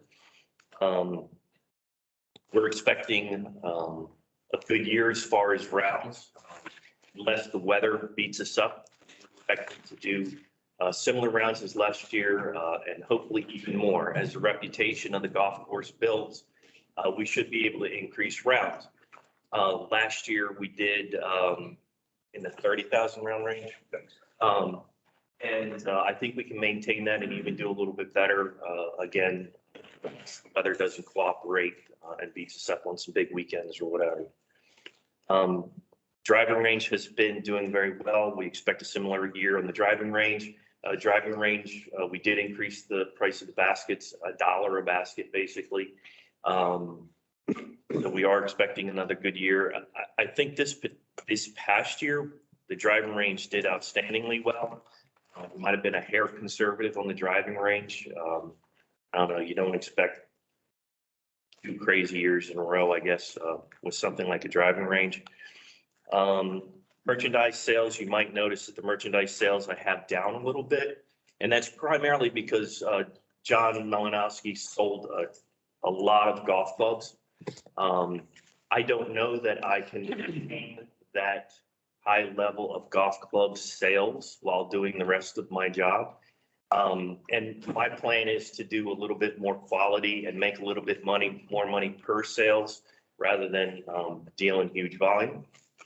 Now that may change. I think we have opportunity there because we have hired basically a full-time instructor, and he will be doing club fitting as well. So that number there is a little big question mark in my mind. We may actually end up increasing club sales. I just don't know. I wasn't confident enough in that to really build that into the budget, but I'm hopeful there.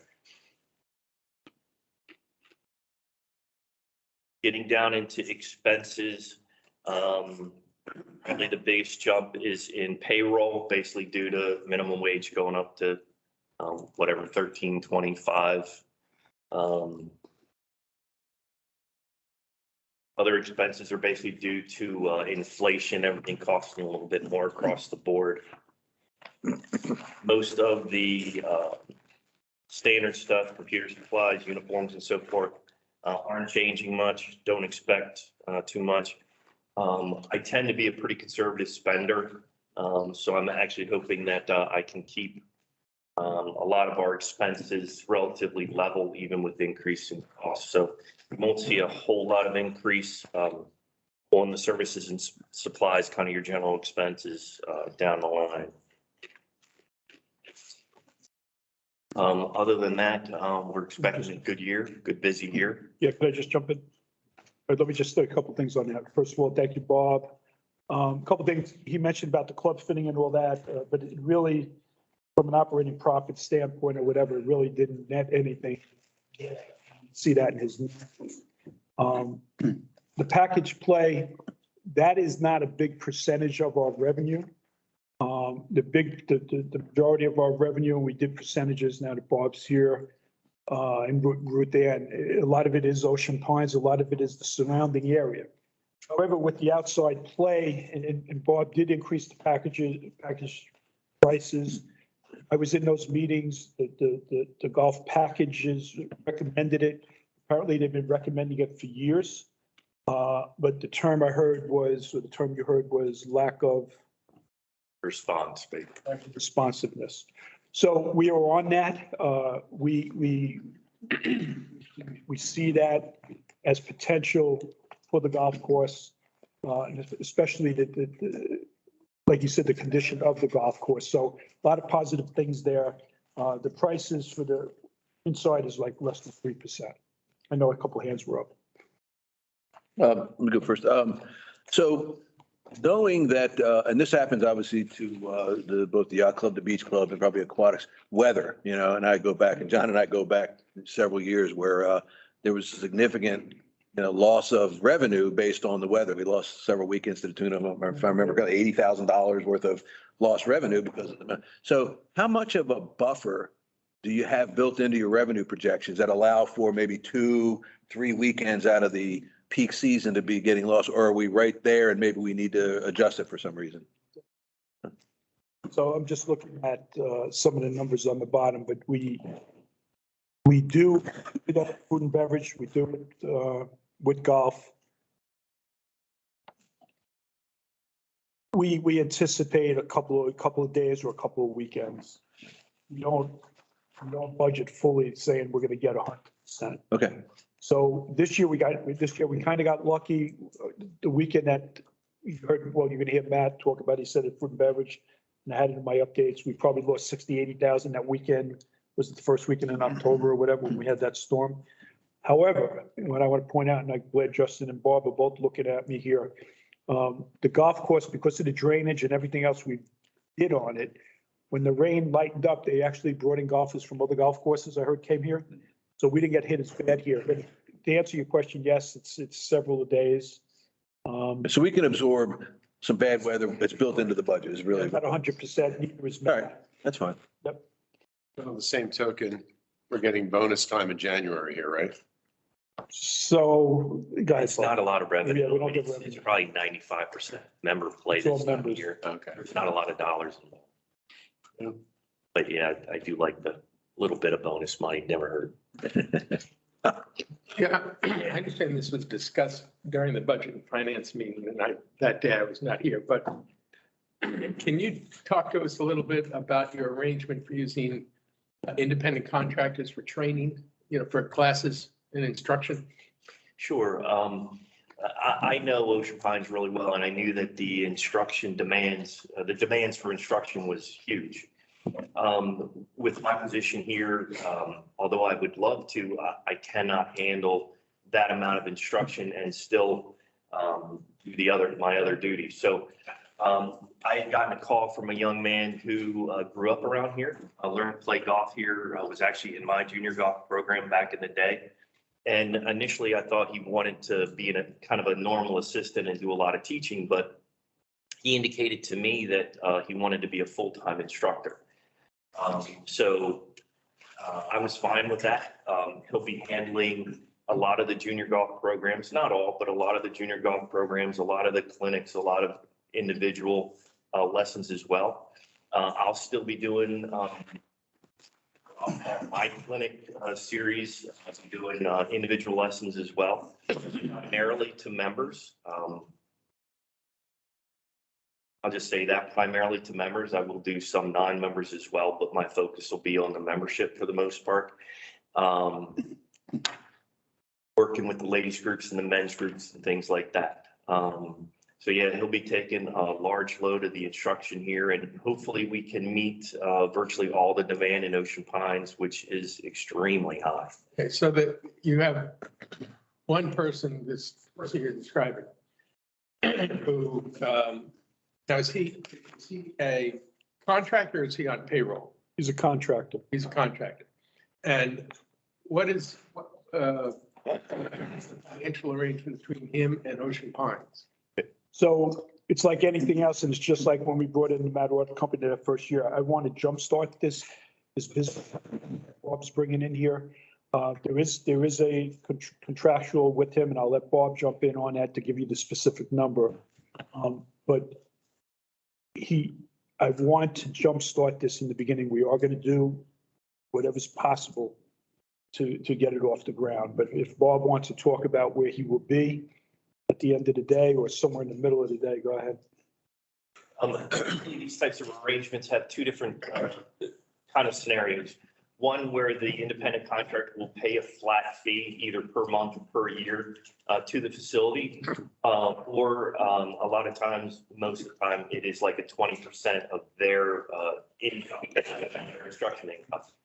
That is the way we went with him, basically to help him get started. So, you know, if the first month he only does $100 in lessons or something along those lines, he gets 80, we get 20. So we would get 20% of his lessons. And if he ended up paying a chunk in the beginning for the year, so, and he did not do well, we didn't want him to get beat up right off the bat. So him paying 20% of his lesson income as he goes along is just, I think, the best way to do it. Let me ask a question if I can, and maybe it's different because it's golf, I don't know, but I'm going to ask anyway. Why, we're, at this point, the way you're describing it to me, Ocean Pines is dependent upon this individual to say, I've got X number of lessons, and this is what I'm charging, and this is versus my cut. My question is, why doesn't Ocean Pines manage the sign up for the classes and then give him his cut? I mean, we're sort of dependent on him. For instance, I think I'm right. If I'm wrong, I'm listening. I think I'm right. In aquatics, you have instructors who are contractors, and people who want to take those classes, whether they're individual or group classes, sign up through Ocean Pines. And everything is divvied up based upon what we had collected. And of course, then we send out the 1099s and all that other stuff. My question is, why don't we do that in this case?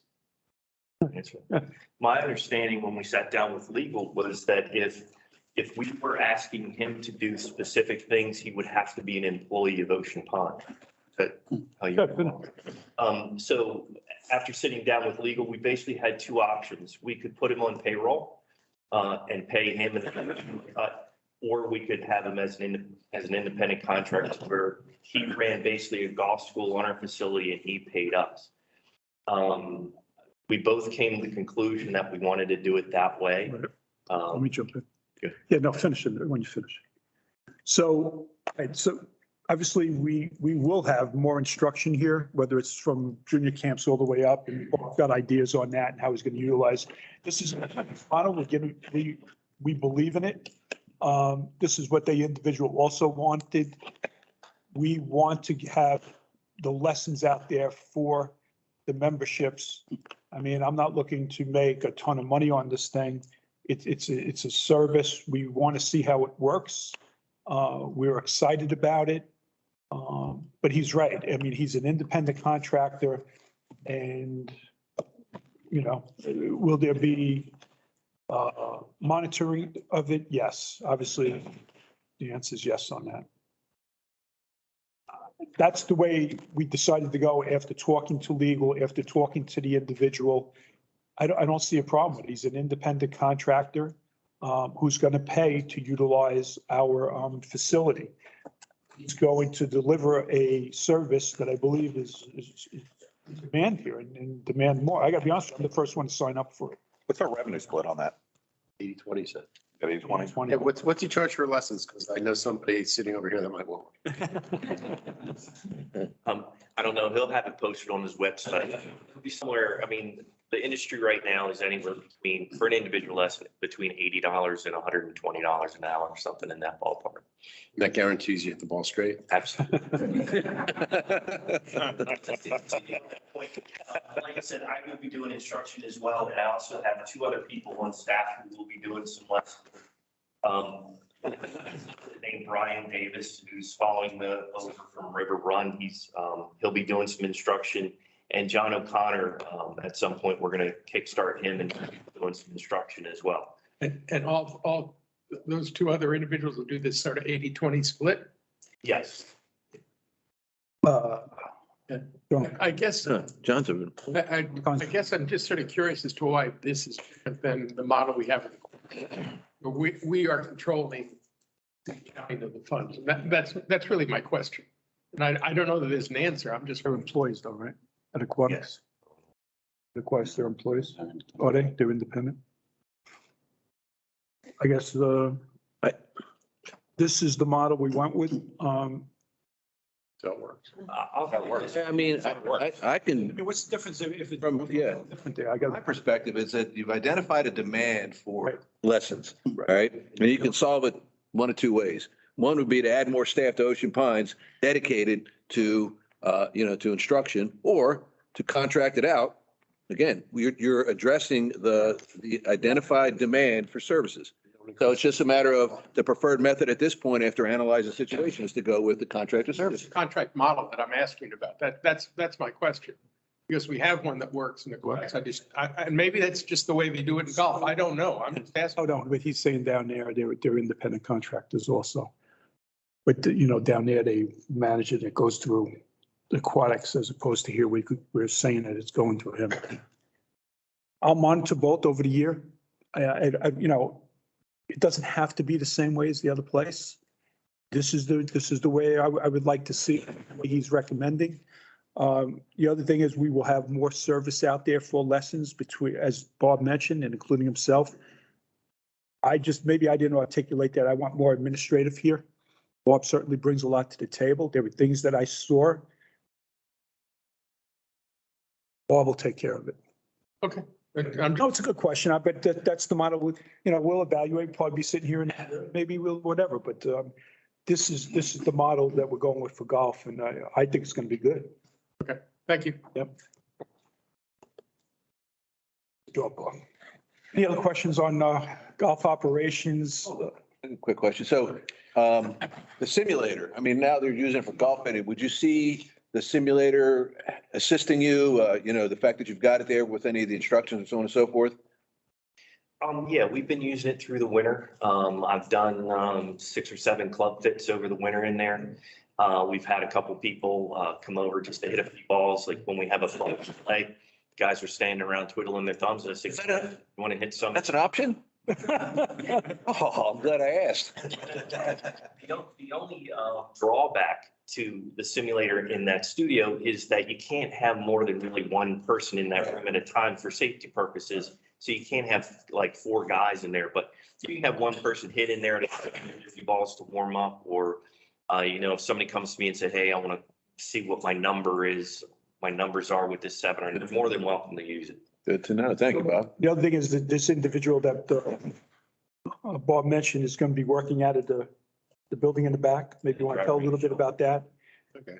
So, let's see how that goes, and let's see how it goes with, I'm very positive on this thing, how it goes with the simulator. I know you use the simulator also between junior camp or whatever. They'll be using it. So. Yeah, just curious. I've never used a simulator before. I'd like to give it a try, and, maybe Bob looks at me and can sell me a lesson, So. He's very pissed. If you go in there, he's going to sign you up for something. I think it's going to be more than one. I'm saying that. She can say that because we played golf together. Yes, you're right. John did mention the shelter up at the far end of the driving range. They were pretty much, they had not been using that for the last couple of years. We've already started cleaning it up. Public Works and Maintenance is already start cleaning it up. That is where the instructor is, that's where most of the instruction is going to take place. I found, like, in my first week that this driving range is really busy. We have some high schools that practice here. We have a middle school that practices here. We have, if we're doing lessons or clinics, that whole tee was being taken up. Now that all the instruction is going to be down at the other end, it'll free up that tee as well. So I think that's a benefit to the members and who play here, not having to hit on a totally crowded tee or maybe even a closed tee because there's a ladies clinic going on or something. Yeah. We'll have that up at the other end. Yep. Good point. Good point. Yep. And then maintenance dollars being utilized out back there. Okay. Well, a lot of new stuff, I'm excited about it. Okay. So what's good? We'll go to maintenance. Bob, thank you. 16 of maintenance, just at the top. Again, going back to that payroll and the FTE, we increased our FTE, or at least in this proposed and recommended budget approved by BNF, We added a full-time person, golf maintenance, which is part of that increase that, you'll see but with that, Justin? Yeah, so now as far as maintenance, obviously payroll is the biggest increase. Obviously the minimum wage adjustment as an FTE has an impact on that. Which we felt was necessary this year. Obviously, the FTE is going to help us with a lot of the winter projects, which we've been undertaking the last year. So maintenance doesn't really stop. We're quite busy in the off season, so that's certainly going to help us out through that portion of the year heading into the spring. As far, we upped some gas and oil, some of the utility expenses have obviously been increased a little bit, which was an impact in our budget as well. But really, expense wise, not too many drastic changes. We pulled a little bit out of some chemical and fertilizer this year, moving forward, just to help offset some of the increased payroll costs a little bit. So we adjusted that number and kind of dialed some of that in, making a few changes there. And that's probably really the biggest adjustment, the expense end. So really, it's just kind of open for questions here for the most part. Yeah, quick question. So you guys done an outstanding job on the course. I mean, we had some other folks that hadn't played here in a long time that let me know that the course is in just tremendous shape from based on the last time they played the course. A lot of trees have been taken down. So the idea is the bulk of that work done, or are we 50% through all the trees that we wanted to remove off the course? Are we 80% through that? And yeah. So actually, I did the update I received this morning, it's somewhere around 30, we're halfway, a little more. About halfway? Yeah, I don't know, where are you on? For this, yeah, for this winter, we're probably roughly halfway. Obviously, the tree work is an ongoing project. And is there enough money in this budget, I guess is my follow-up question, to make sure that you can address all the tree work that needs to be done in this coming year? Yes, and we always evaluate that every year, with some of the money for that. And then we do a lot of work in-house as much as possible. Good. Okay. I appreciate that though, Doug. And how are you getting away with less chemical cost? So what I've evaluated, I'm not cutting anything out of greens, tees, and fairways this year, but I've really looked at some of the things we've been doing in the rough, making improvements there. So we're increasing some aerification, some things in-house. I'm going to try to adjust just some of the chemical and fertilizer options out there this season and kind of see how that works. Just because payroll was such a big increase, I was trying to find some money somewhere. But you feel confident that you're going to have what you need? Yeah, I do feel confident that we're not going to have any major issues with that. But you put the additional fan in there, right? Mm-hmm. Just so we're gonna get another fan for one of the greens, the greens need to be protected. We're doing all kinds of airflow. Mhm. So we freed up some money. So we. Which one? Fan, what hole? We'll be looking at the 6th green for a fan this year, actually. Oh, okay. Yeah, we usually see issues along the backside of that green. Right. It's a tough spot. Just based on this year, and we evaluate that every off season to see if we need to add one somewhere. And that's where we kind of settle on this year. He's on both sides of that too. Yeah. Question, there's a 17% increase in your payroll. I see that you have 17.19 full-time equivalents. How many of your staff is affected by minimum wage or increase in the minimum wage? Has there been a big group of them? Because I think it was about I have 8.19 FTE seasonals. I think about 7, 8 of them. I think all of them are actually impacted by. 8 of them? Okay. Yeah. And is creeping bentgrass your favorite? Fescue, what's your favorite? I do like bentgrass. It can be tough. Obviously Bermuda's pretty drought tolerant and hardy, but I do like the bentgrass. I think the appearance of it's better. Okay. Yeah, it creates its own challenges. Okay.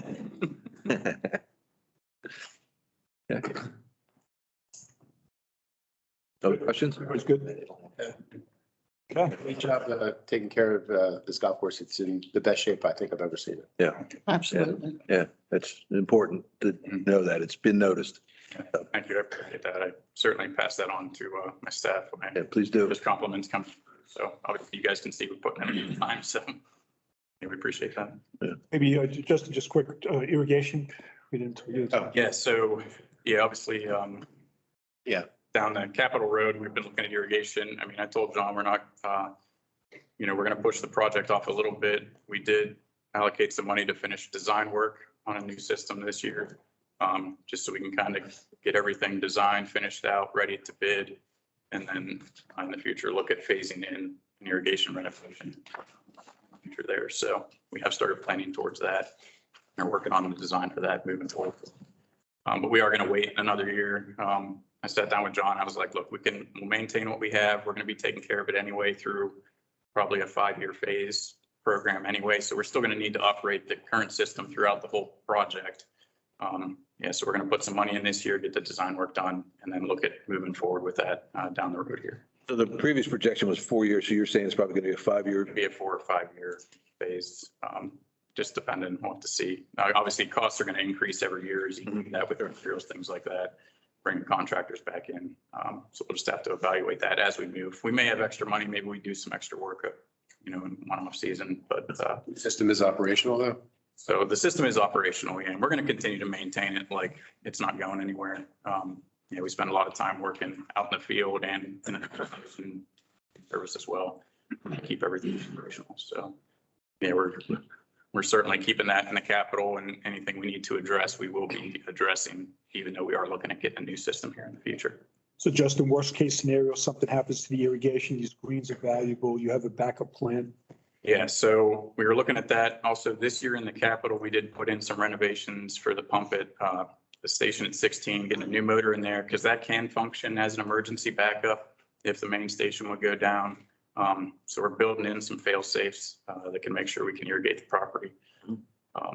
Might stretch out our water time windows, things like that, but obviously want to make sure we can get water out onto the property, especially your greens. We have to let rough and some things go a little bit in an extreme case, but I'm going to make sure we can take care of the important surfaces first. Okay. Doug? Good.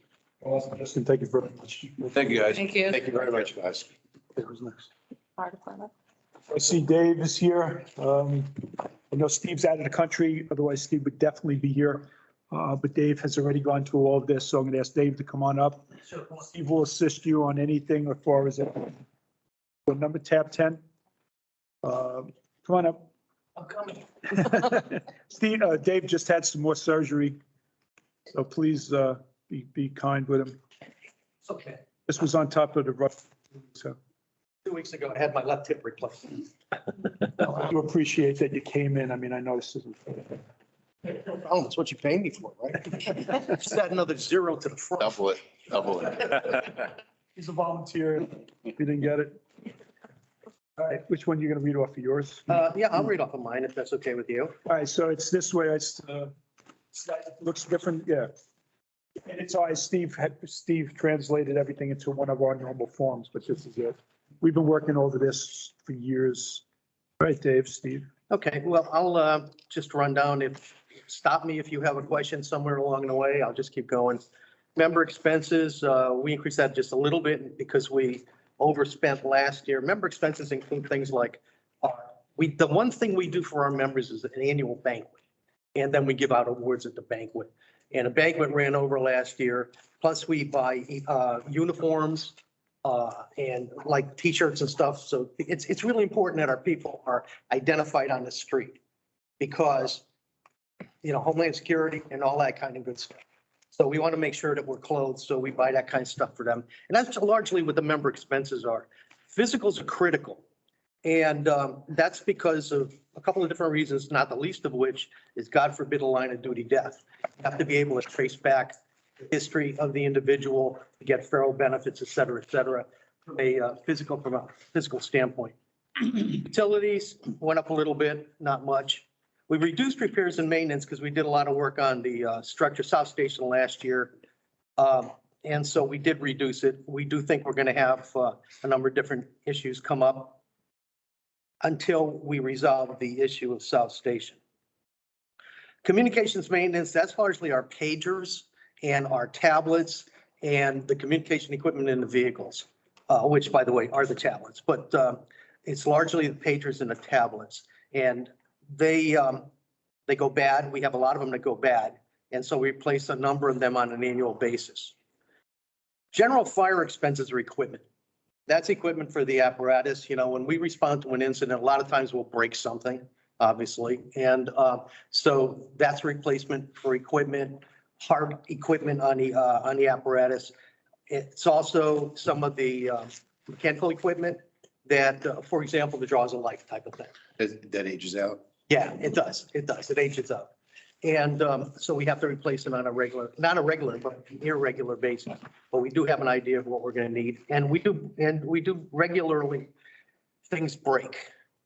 The fire police, we went down on expenses this year. We still need to buy some coats and equipment, wands and that sort of thing. Last year, we bought a number of emergency signs. You might have seen them at general incidents. We always have problems because people want to watch the incident. They don't want to watch us. And so we have a lot of close calls. But what we did was we bought a couple of very large emergency ahead signs and they cost a bit. So we bought that last year to upgrade some of the ability to notify the people that are driving by that there is something coming along the way. So we did spend some of that. We did spend our money last year. We have cadets and we are growing our cadet group and we have training for the cadets, et cetera, et cetera. We have to buy gear for the cadets. Now, obviously, they don't go in IDLH, life hazard areas. So, but we still have to train them. We want to train them. We want to keep them when they graduate high school. Sometimes you can, most of the time they go to college and that sort of thing. But that gear ages out too. The helmets, the turnout coats that we buy for them, that ages out. We're not going to spend much this year. We're just going to keep it at 1,000. Turnout gear. Turnout gear is our, what you would call your bunker gear, the pants, the coat, helmet, Nomex, all of that kind of stuff, gloves, et cetera, et cetera. NFPA requires that be replaced every 10 years. So we cycle that because we have about 80 sets of gear. So we cycle that, so we replace several of them every year. And so that's what that expense is as far as turnout gear. Department uniforms, our uniforms, we do buy uniforms. In our department, if you're in for 5 years, we will buy you a Class A uniform. If it's less than that and you want to buy one, we still have, they pay for it, and then we reimburse them at the 5-year point, assuming they're still there. But that's the type of uniform that we're talking about that. The EMS expenses are obviously the supplies that we use for medical. And we do get some supplies from the hospitals. However, most of the supplies that we get, we have to purchase by ourselves. When we go to the scene, when we go to the hospital, we keep track of what we use on the way to the hospital, and we try to replenish what we can use. We replenish the drugs. We replenish the sheets, the blankets and stuff like that. However, there's a lot of equipment, a lot of supplies that we have to purchase ourselves. And so we have an EMS supply room, and this is this actually was the budget that we spent last year. So we increased it a little bit this year. Billing and contract, the way our billing goes, if you can recall from last year, is we have a billing company. And in fact, by the way, we're also looking at other billing companies to make sure that our billing company is competitive. So we have a billing company. They collect from insurance companies. They don't collect from us. They collect from the insurance company. We eat whatever they can't collect. So they go out and they collect from the insurance company, send us a monthly statement. They send us 100% of the money, and we send them 8% of their, that's what we pay, is we pay them 8% of what we make on the insurance billing. Yeah, but that's only on completed EMS runs that go to the hospital, right? It's changing. It is changing. I understand that the state of Maryland passed a law that says that you can now bill for refusals. I just heard that last night. I haven't read it, don't know much about it, but I heard that they passed a law that said that you can now bill for refusals. Medicare? Yeah, Medicaid, Medicare. Yes. Wow. Now, again, I just heard that. Don't hold me to it, but that's what I heard last night. That'd be huge. Okay, yes, it will. Training, $6,000 for training. Tuesday night is always fire department. The first Tuesday of the month is general meeting. Third Tuesday is the Board of Directors. The second and third are drill nights. And so the entire department drills on a second and a fourth. Plus we drill on weekends. As you remember, we burnt down the building across the street on a weekend. So we take every opportunity to drill. We have to. It's a continuing thing. It has to be muscle memory. So a lot of times we'll purchase supplies. We'll purchase supplies to build a maze, which we did last year. So a maze being the face is covered and you have to crawl through the maze to get through the maze, that sort of thing. But that takes supplies. We go to Home Depot, spend a couple $100 and that sort of thing. So these are all training supplies that we purchase. Apparatus maintenance is everything. It's the annual DOT inspection, which is pretty costly nowadays for all the pieces of apparatus that we have. It's the, if something happens, for example, where the 1102, with about a month and a half ago, when it was really icy, 1102 slid off the pavement at I-Route 90 and knocked down about 6 of the stanchions or whatever. Right. We're working on it. We're getting the. Yeah, but it kind of, it messed up the back end of 1102. So it's a repair job for 1102. We've had the tower for maintenance several different times last year. The hydraulic pump on the waterway, that sort of thing. So that's the kind of thing that we cover in apparatus maintenance. Office expenses is office expense. Public education, we go out to the schools, as you well know. We also have we have an open house once or twice a year. We invite the community in. We had an open house when we had our raffle and we invited the community in. We had fire prevention, we invited the community in. Professional fees are our lawyer, our accountant, and our auditor primarily. And we've already spent significant money this year on professional fees. Fuel went up a little, as you can see. That's what we expected, the fuel will go up. So that's our anticipation. Special events occur, for example, when there's a hurricane. And when there's a hurricane, we call everybody in and we run shifts. I'm talking about the volunteers. We call everybody in and we run shifts, et cetera, so that we can respond to whatever happens here in case of a hurricane. I'm using that as an example. July 4th is another example, when we're called to be out there in mass for the fireworks, et cetera. Those are expenses that we'll pay for food and pretty much for food and stuff like that at those special events. And that falls under the category of total operating expenses. Does anybody have any questions on that particular group of categories? No? I have a question. Yes, ma'am. That's a huge increase in fuel. Yes, it is. Is that just normal market increase? That is what we anticipate. We talked to John about that, and we thought that that would be a reasonable, given the type of equipment we have, the type of apparatus, the type of vehicles we have. We keep them running a lot. For example, the ambulances, anytime they're out of the station in the wintertime, they're running because we have to keep it warm in the box in case something happens. So if they happen to be going even to lunch or something, the ambulance has to continue running because the box has to be warm when we pick up a patient. So that type of thing. Thank you. Okay, compensation and related costs, really, unless you want me to go line by line, the one thing that's significant here is the addition of an additional person that we are asking you to support this year. Now, why are we asking you to support an additional person? Because we have people on staff 24 hours a day. We're not in the what was business or the what is business. We're in the what if business. We have to be prepared for whatever happens. I'll give you an example. A couple of years ago, we had 3 people on staff, firefighter paramedics, career firefighter paramedics, and then 24/7. We anticipated that we were going to have a significant increase over time in medical costs. All you have to do is look outside that gate and see all the medical facilities that are going on. And we and you don't get any money out of that, like impact fees. We don't get impact fees or anything out of that, which is unfortunate. So we expected an increase in medical costs, medical runs over time. So we anticipated that and we asked you for a 4th person on staff 24/7. And as it happens, That's exactly what did happen. We did have that increase. And as a result, we had many times that there were 2 ambulance calls at the same time. And each ambulance has 2 providers.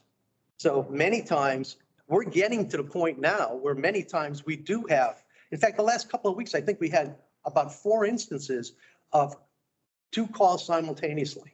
So both of the career staff ambulances were out. What happens if there's a fire?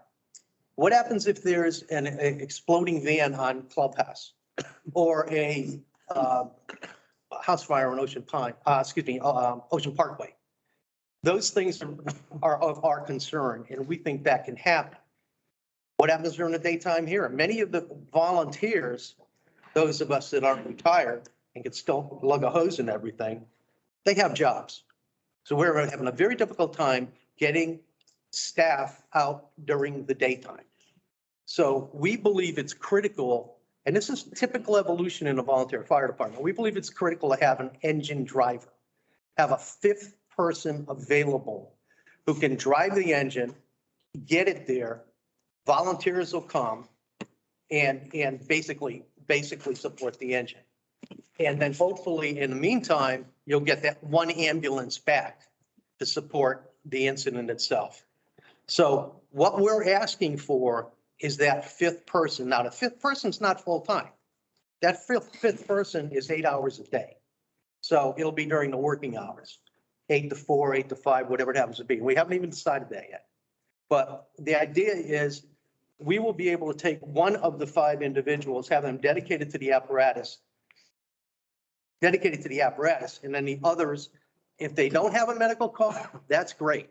Then they can either they can follow with the ambulances as they currently do, put on their gear and firefight.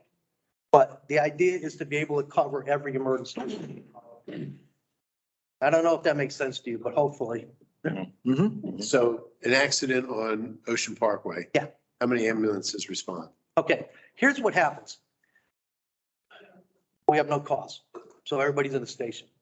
We get 1 call. The first ambulance will respond in emergency status. The second ambulance will just chase, and they'll get there to be available in case there's a need for an additional paramedic. So you're sending out 2? Oh, yeah, but we're not sending 2 for the purpose of that 1 incident. There's no sense in us keeping an ambulance in the station, doing whatever. It's important to get it out there. And then the fact is, if they're needed, and sometimes it is needed that you have to have 2 paramedics going to PRC Title Health. So there's 2 plus a driver, that's 3. By having the 2 ambulances there, they're available to help the emergency ambulance. The second one can help the emergency ambulance, or another call comes in, they're already on the street. Who backs them up? There is no backup So for the second ambulance. Oh, well, I'm sorry. Let me qualify this differently. Backup for the second ambulance is Showell, Berlin, okay. whatever. Yeah, because we are a mutual aid community. So we do the same for them. Oh, absolutely. Absolutely. So when they send their ambulance out, they're sending out the emergency ambulance, a backup ambulance, and then if anything comes in, you might respond. Yeah, if, let's say we have 2 emergencies at once and a third one comes in, we'll call Showell and or Berlin, depending on where it's located. Okay. And they'll come out. We do have the reserve ambulance. We have 3 ambulances. And we rotate them so that they have the same mileage on them, the same wear on them. But that third ambulance is usually, well, it's unmanned unless there's a real emergency. And then the volunteers, EMTs like me and everything jump on and that sort of thing. But typically, you've got 2 ambulances that are fully staffed by 2 people per ambulance. Yeah, right. All right, so sometimes on the, there'd be a lot of times we'll have an ambulance on to Title Health, and you're not talking about 20 minutes of Title Health. I'm sorry, you're not talking about an event that takes 20 minutes. You're talking about maybe 2 hours by the time you go, dump them, replenish, go. It's fire lingo. Paramedic lingo. At least I know how we're thought of in the ambulance. It's a meat wagon. I could have gotten worse.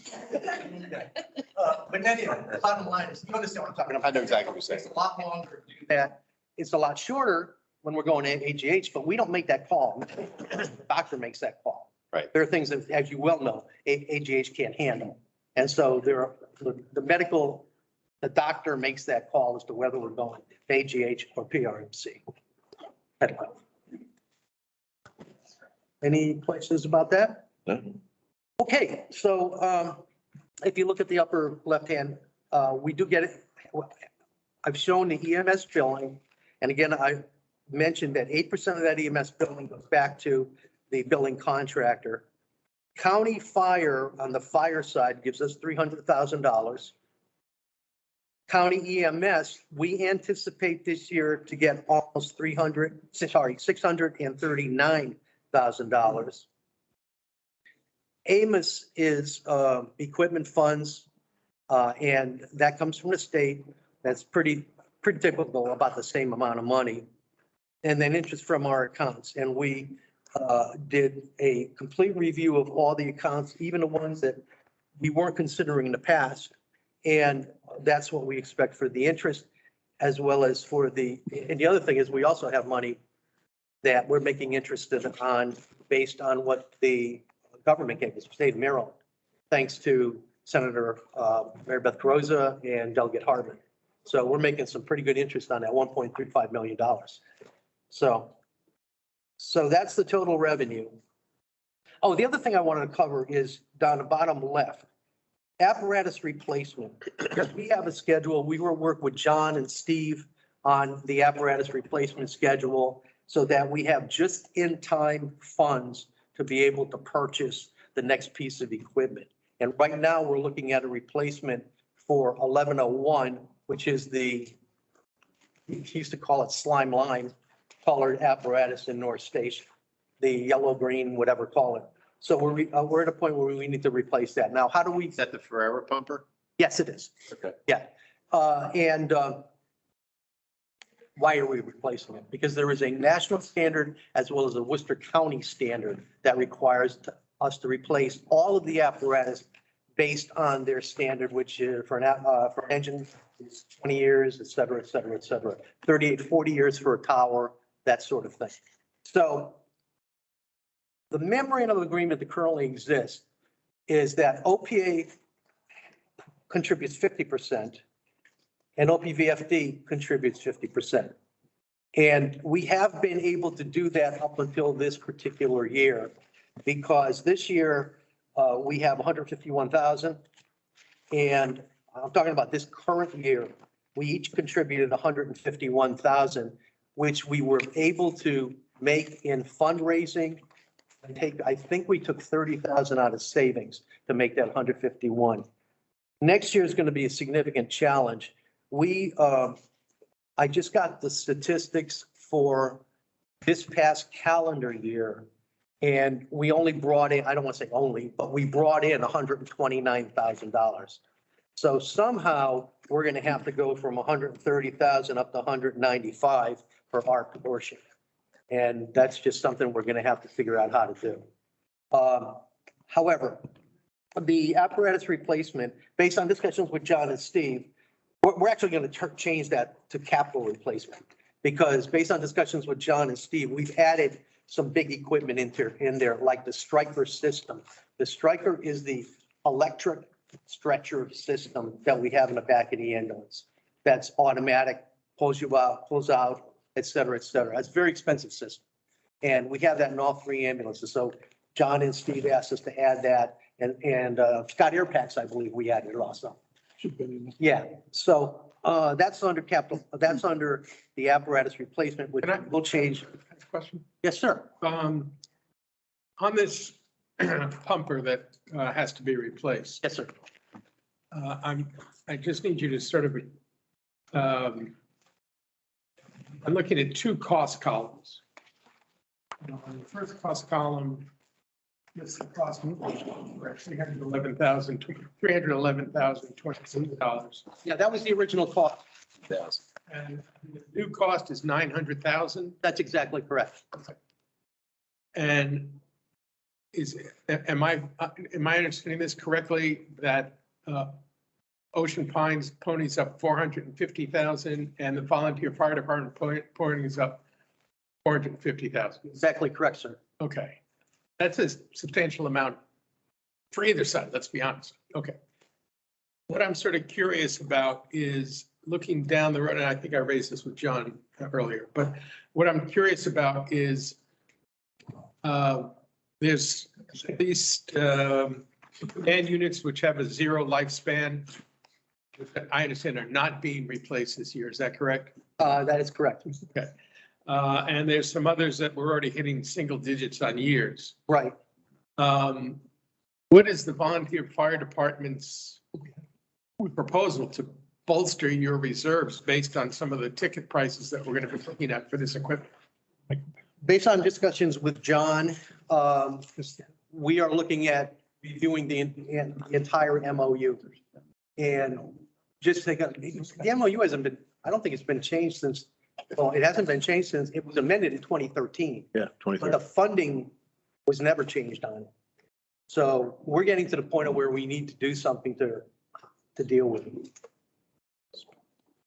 So yeah, the answer to your question, not the tap dance, the answer to the question is, one of the things that we've talked about after this budget cycle is getting together and talking about how we can revise the MOU.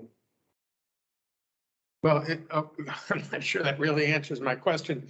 I understand there's an uncertainty about what a future MOU would read. Correct. My question maybe is a little bit more basic, and that is, assuming no change in the MOU. Right. What is the volunteer fire department doing to address the need for reserves to cover the ticket prices that'll be coming up? We're running out of funds. So what we're going to do is hopefully, John, maybe you can correct me on this, but hopefully through fundraising that we're doing for the new building, we might be able to continue that down the road to support the apparatus replacement. Based on the. Is there any residual value of the pumper you have now if you're going to sell it? What we do is when we get a new pumper, we take the pumper that we're replacing and we make it into a reserve pumper. So the old Rescue 3, which is in North Station, is the current reserve pumper. When we get another pumper, 1101 will become the reserve pumper. The old pumper can either be sold, which will never sell for anything more than 15 to 25,000, or it can be, as we did the last time, given to Public Works. Public Works has the last pumper that we had. So, right, so they use that for site. So You cannibalize it for parts? Is that what happens? Again? You cannibalize it for parts? Yes. Okay. So, okay, so obviously we have the fundraising project building. We're hoping, let's not get ahead of ourselves, Steve. We're hoping that that will be sustainable for even to help them with this. But we do, and it's in your schedules, it's in your binder. Looks like this, where just like we do, Doug and everybody, just like we do percentage replacement. Right. So on this, what we did is we looked at it, okay, now we basically contribute half for the apparatus, 150, 170,000 a year. So if you look here, Steve broke it out on the top. You have this line here. That's basically what the total contribution is. Half of that is us. It's in that ballpark outside of the first year of around 170, 150. And then down below where we have spend, it shows the spend that they're going to need to do. So we're on track basically with their replacement dates, even with the contribution we're doing now, with everything else we need in the world. So it works. But right now it's working, right? I don't see this big, that we're not funded or they're not funded based upon the assumptions that we're still contributing 150, 170 a year, right? And then there's their projected spend on here, and we're in the ballpark. Okay. But just so I understand your question, just so I understand that, the assumption that's on the sheet that you were that I'm looking at, that you showed. But this one, are you looking at the same thing? That assumption is based upon the current sharing formula between us and the volunteer fire department, correct? What I'm hearing the chief say is they don't got the money. And they wouldn't have their 150. Oh, we have the 150. No, no. Where we Yeah, have, 150 each year. Yeah. So yeah. But down the road, I mean, another Talking about change, years. are you talking about changing the MOU? No, And we're showing you that both sides are going to be funded. that's not what, unless I misunderstood it, that's not what the chief just said. Can I back up a second? Sure. For many, many years, as all of us know, we were raffling off houses. Yeah. We were making 150 to 200,000 on a house. We are now only making 40 to 50 at best on a truck. Right. We require our members, our operational members, to do 20 hours of fundraising per year, which is in addition to running calls, going to meetings, going to training. We require our admin members, because we're building an admin staff now solely for the purpose of fundraising, to do 50 hours of fundraising. Yet what we have available to us is raffling off vehicles. We're also going to try to have a Chinese auction and a casino night thing. These are all things we're thinking about. Right. But the fact is, it all takes a lot of effort. Just, so Steve's got a point, but he's responding to it. So what you heard him say was, based upon the way they've been going the last several years, you're right, they may not be able to get up to the 150. However, he's saying, and we've been talking about, and we're looking at ways to supplement that fundraising with all the stuff he's saying as well from this work group to offset that. So there is a plan to do that stuff, to increase besides the truck, because he's identified, which you heard him say, but he's also saying he's got a plan to get to the 150. I'm saying, and Steve's saying from our end, we're pretty much consistent. But you're saying to us, what if he falls short, which I get, and it's a good question, but he's saying he knows he's got to do increased fundraising. And they have other ideas that's coming out of this work group. And that's what I heard him say. And But I know what you heard, you're right. And just so we're clear, unless I'm missing something, but just so I understand it, is the fundraising program that you were briefed on, I think at the last board meeting. Right. Is really dedicated to addressing the. Correct, that's the priority, absolutely. Which, again, so what we're really saying is any surplus we can get out of that after the South Station funds have been addressed, We're going, go back into equipment. we're going to supplement his fundraising, which he's only doing the truck now. Right. And he's saying he's going to try to gear up, or he's going to have them doing other kinds of stuff. So identified what you heard him say, that he's probably going to fall short if he stays the way he is. He's telling you, we're all saying with the work group, we're going to supplement that. Yes. I just see it as a problem down the road. That's all I'm raising. It's something that's identified Right. and something that everybody's working towards to address. Yes, ma'am. I'm confused about what you're replacing this year. It is the Ferrara pumper. That is $900,000. Yes. But what you have under your apparatus replacement is 181. No, if you look at that replacement schedule, the column at the far right is the fractional addition of funds per piece of apparatus. So that brings it down to total reserve of 391,264, which will be coming into that account, which is in that account. And half of that was provided or would be provided by OPA, half by us. Okay, thanks. Let's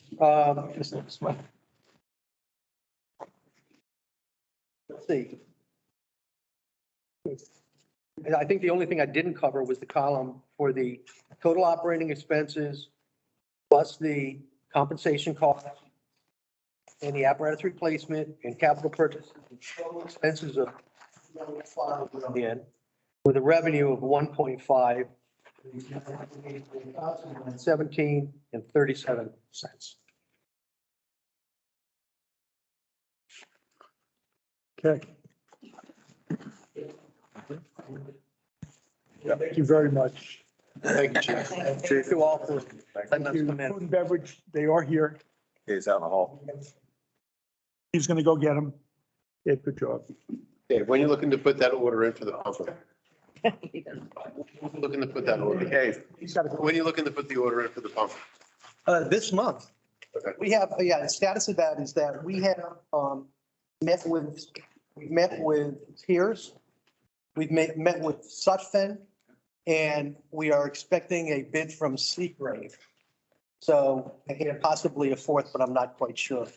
And we're gonna do a, best value judgment on that, and then do a source selection out of that. Thank you for your time. Thanks. Dave. Thanks. Thanks, Dave. Okay, so as you see, they're coming in. We have Matt Ord of Matt Ord Company. Thanks for joining us. Good. These guys are immediately hungry. What's that? I'm immediately hungry when I see these guys.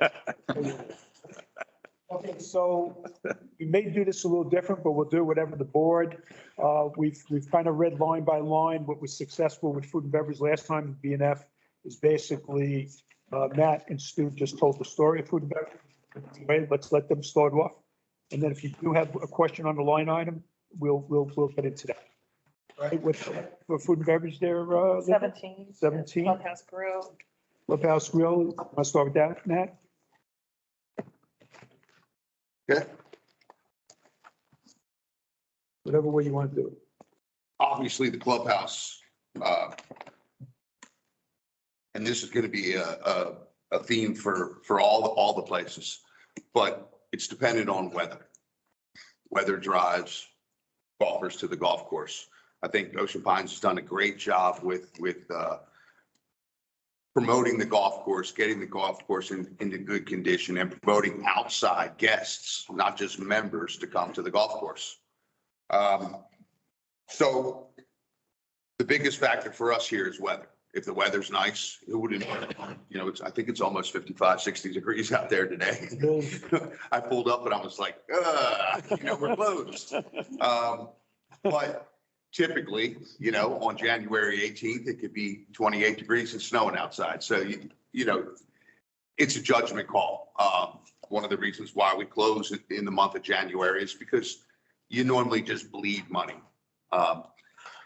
So with that being said, we feel the course is going to draw more golfers. However, we don't know the unknowns with the weather. We do have some ideas for promotions and things we're going to do. For example, I think we're 20 seats away from selling out completely for the Super Bowl party. So we're going to throw a lot of spaghetti at the wall and see what sticks. But our biggest hope is that the weather's nice and that the golf course is full and we can generate the revenue there. But we wanted to be conservative with it. So, we kept the numbers where we did. It's slightly down from the estimated $69,000 this year at the bottom, the net operating. However, I call it pretty even there, $854 difference. The thing at the golf course is we do member pricing. And we also try to keep it mostly like an amenity.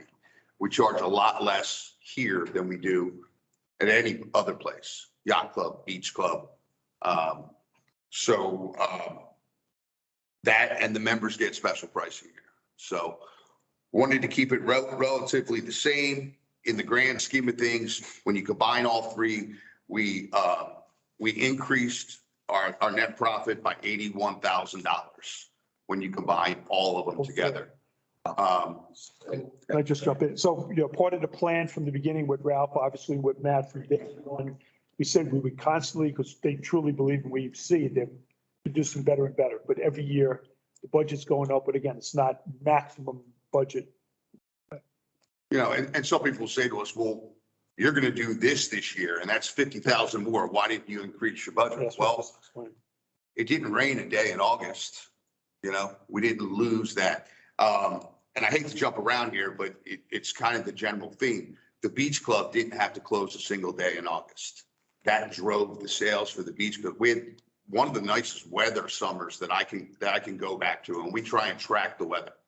You know, if the pool closes over at the yacht club, the pool closes. Next thing you know, that day is going to do $10,000 less, because that's what that pool generates over there with the poolside service that we offer and the drinks that we offer from the tiki bar. So if you have a day where it rains 2 or 3 or 4 days in a week, it destroys your week.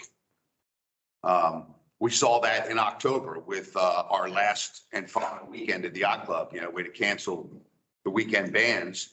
And it probably cost us about $80,000 from Hurricane Ian, where it rained for 6 days straight. And to be honest with you, a lot of times, a lot of our customer base, even for dinner time at the yacht club, if it's nasty and it's cold outside, they don't leave their home. We saw that a lot in November and December. November and December was a little bit colder this year and a lot more rain. We actually have better temperatures in January right now.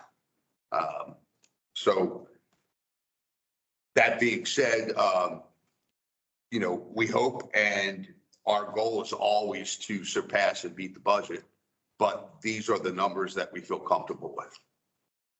Good.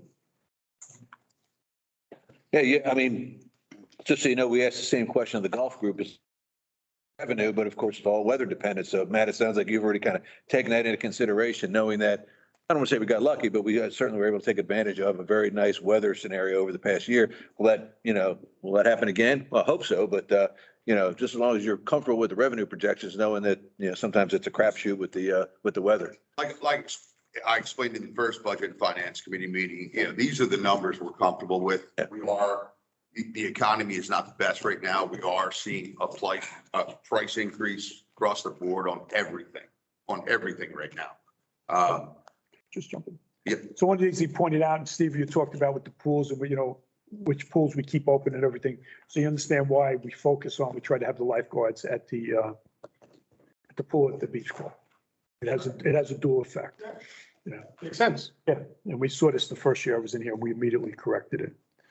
And one of the things that came from the budget and finance committee meeting, Don, when we were talking about lifeguards, is we've reached out to all of our returning staff and said, hey, Ocean Pines is looking for lifeguards. There's no reason why you can't be a lifeguard during the day at the pool and then come bar back for us at nighttime. So it's always been a working together type relationship. And when I heard that there were some issues with some lifeguards, I'm reaching out to each and every single young person I can to see if they would want to take the course and become a lifeguard. Great. So Matt, just tell us about, obviously inflation is big. We talked about wage inflation. We saw you increased your wages and everything. What about food inflation? What are you seeing? We're getting questions like that. How are you approaching that? You in school? Well, if anybody's gone to the store, Lily, and bought a thing of eggs, you'll see what's going on. It's Stu could probably speak a little bit more on this. He's in charge of most of the food purchasing. Really, it's about creative menu design. Making sure that whatever product we're going to consist with in the summertime menus, we can consistently get. It's a matter of getting the bulk buys when you can get the bulk buys in. And then that way I can make a deal with my brokers. The best example is through the smokehouse where we buy a whole bunch of ribs at once. Then that way we know what we have for the entire summer. Any kind of bulk buys, we can do that with the yacht club. We try to lock in prices and have the distributors hold that stuff for them. And then when it actually comes to the menu, obviously summer times where you have to hit it when the price points when you have to hit them the most. So that way, when the menus come out for the summertime, that's where all the prices can reflect and change for what's going on at that time. Really, it's gas. Gas drives most food prices. So if gas stabilizes, I think food will stabilize. Interesting. That's what I do. I watch the gas prices and then I see the food prices go up. Will do. Good, Stuart. Good, Matt. That's good stuff. Anything else? Any other questions? No, that's good presentation. Thank you, guys. Good job. Thanks. That's it. Thank you. That's it. Made it easy on you. Oh, wait. Hold on a second. Hey, we got nothing. Wait, now's part two. Thank you all very much. Appreciate you all. Great. Good job. Thanks. Appreciate it. Okay, Great job, Matt. Thank you. and Stuart. Thanks, Stuart. Thank you, Stuart. Thanks, Stu. Nice name, by the way. We would have with us when we Same spelling. Yeah. Every other spelling. Take us out in there. Okay. Are we done? The replacement capital. Capital. The capital. You Up to. replace that, I didn't know. That's what we did later. Don't matter. All right, go ahead, Steve, start. Okay, so we actually have one more before we start reviewing action items, but Steve Phillips will do replacement and somehow Linda's going to jump in on capital. So Sure. Tab 22. 22. Two. Yeah. All right, so the first tab breaks down the different GL numbers, but really the details are the second page. So I'll just walk us through that because that's the sheet that we're pretty familiar with in the monthly financial reports that we put together. Also the monthly financials that we send out via the controller's reports are in a summarized format. But what we did was we basically have our estimates in there on our replacements and all the different column categories for 2023. And you can see the ending balances. We have some of these expenses still to come. And then we touched on the marina fuel lines, pump deck. That's obviously the big expenditure here in the next couple months. We started spending, I believe we have about $250,000 in the December report that I'm publishing hopefully tomorrow. That's going to get that $365,000 in roads expenses. Going to be a pretty sizable piece of that. So you can see that we're estimating that we have $6.6 million in total at the end of the year, of which the majority is the 5.3 in replacement. And then what we're proposing to contribute from the assessments is the contribution line. That was the original tab that we went through first thing this morning, that you see the transfer outs of the assessments.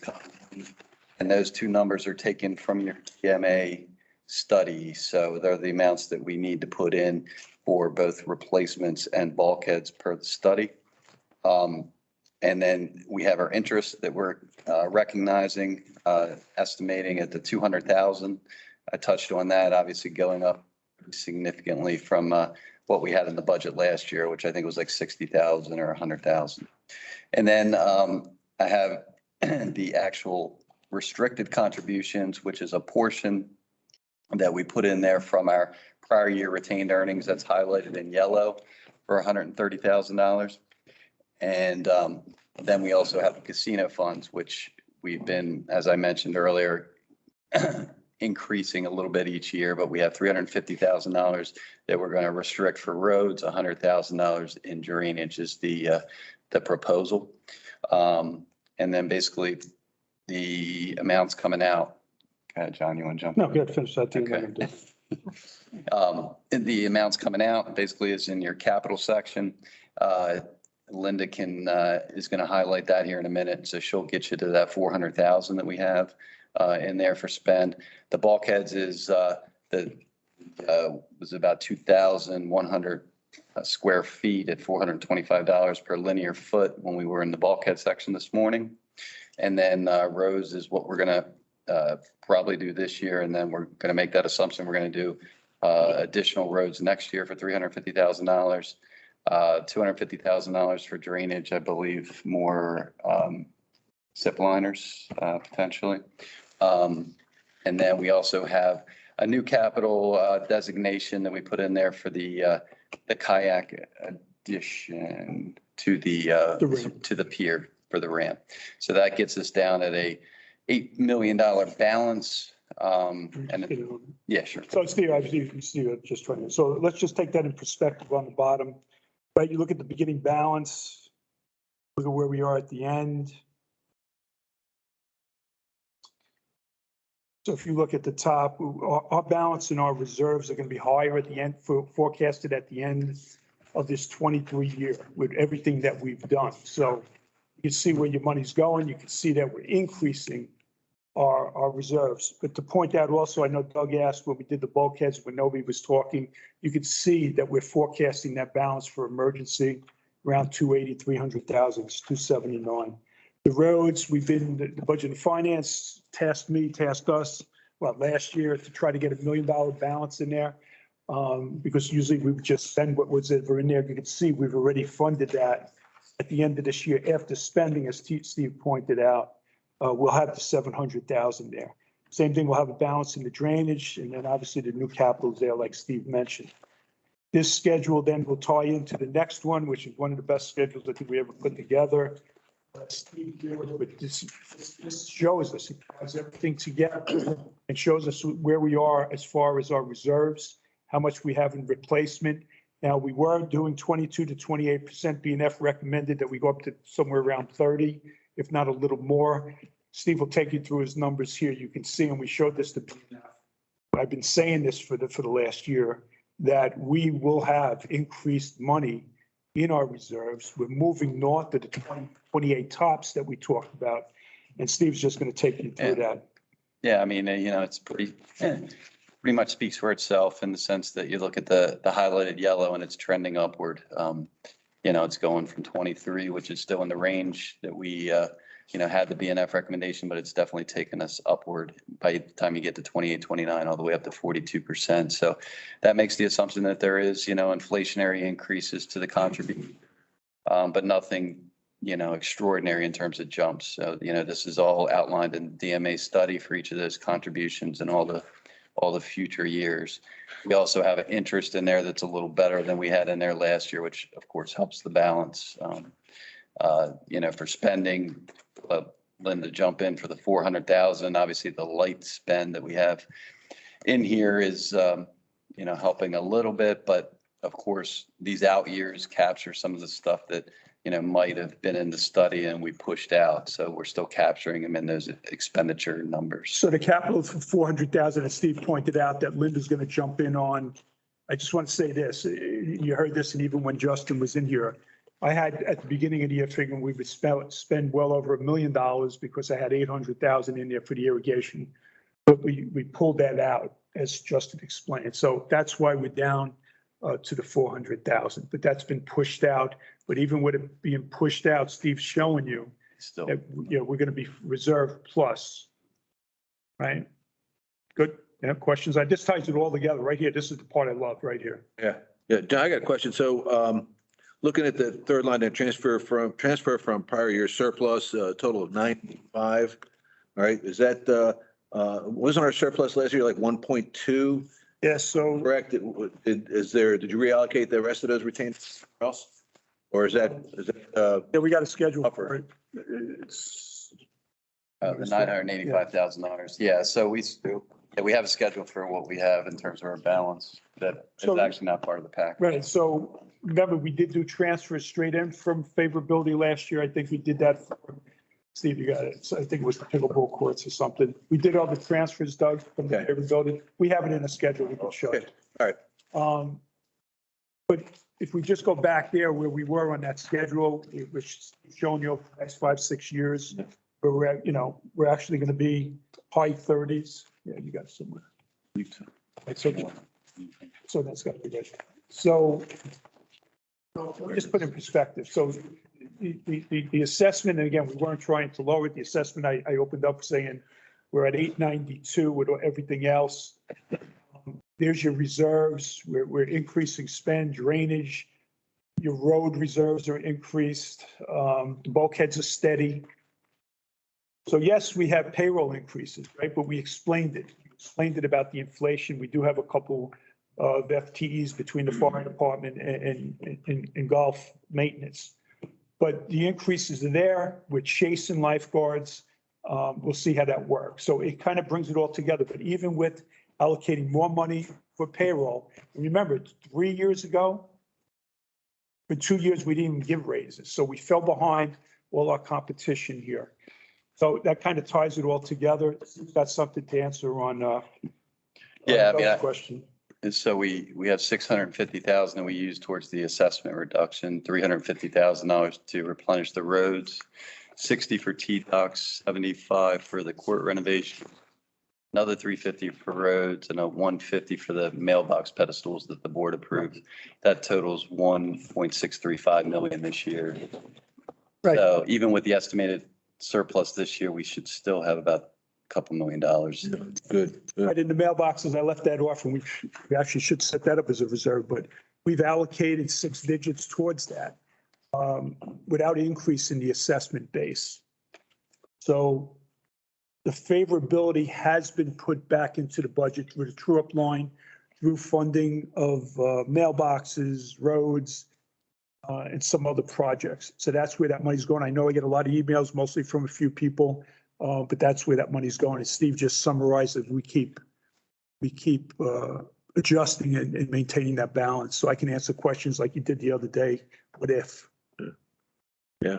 Well, I mean, I think it's important. Hopefully this will come out in the, when we present the budget to the general public. But if you think about it, we're able to increase salaries, mark to market and inflationary and mandatory. Statutory minimum affects us. Able to, address the issues that of funding the reserves to make sure that we're doing the replacements, all at keeping the assessment at the same level. Exactly. That's a win-win.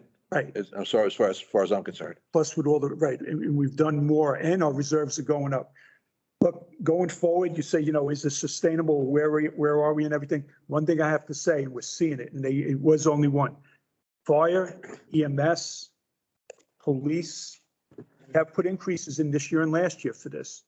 That's going up, and I see that to continue to go up over the year. Yeah, I mean, so that's the one headwind that I see. any reasonable person could say that at some point you're going to reach a level of efficiency within the operation that's close, if not absolutely at 100%. And therefore then there's no other savings per se. And then you're subject to obviously market and other economic conditions, which will obviously turn around and increase the assessment. But that's years down the road, but we have to be prepared for that. And that's a good thing. Summarize it all in the last 3 minutes, 5 minutes. Good job. Any questions on that? I mean, this is a point right here. Steve? Oh, I'm sorry. No, All right. I just got used to this. All right, Linda. Lynn's going to do the capital. 23, tab 23 has a capital summary. As mentioned, I'll go through it. Cat controller, that's every year she puts that on there, 4,300. Full furniture, that is the same as last year, 25,000. Vacuum, 4,500. Handicap chair, 4,500. Pool covers at Swimming Racket and Beach Club, 27,000 total. An inverter for 3,500. As far as the Beach Club, they're getting new dining tables and chairs, 10,900 and 1,120. Clubhouse furniture, $8,799.80. Kitchen equipment, $2,478. And plateware and dinnerware for $1,651.80. Moving on to golf maintenance, as Justin mentioned, the irrigation has been pushed back, but he is on the irrigation design for 20,000, and then the pump station number 16, the motor replacement for 9,275, and the pipes and air release valves for 5,000. Moving on to public works, as part of the DMA, they are replacing the Cushman for 34,000, the head cutter for 22,000, and the vehicle lift for 9,100. Recreation, new floor in at the Marlin Room. Okay, the manifold room, 10,000. Bathroom countertops at Community Center, 7,000. Shed, 10,000. Tennis court maintenance, 17,000. Pickleball fencing, and that's between courts 1 and 4 and 5 and 8 for 8,000. A walkway, 5,000. And that's the Pintail Park, the recreation pier and the kayak pier, as mentioned, 44,753, and the kayak pier at 68,311. And finally, at the yacht club, from miscellaneous patio equipment for 4,593, miscellaneous kitchen equipment for 18,470, drink rail expansion for 3,500, and miscellaneous banquet equipment for 9,411. Which brings it to the 399,160. And backup sheets there.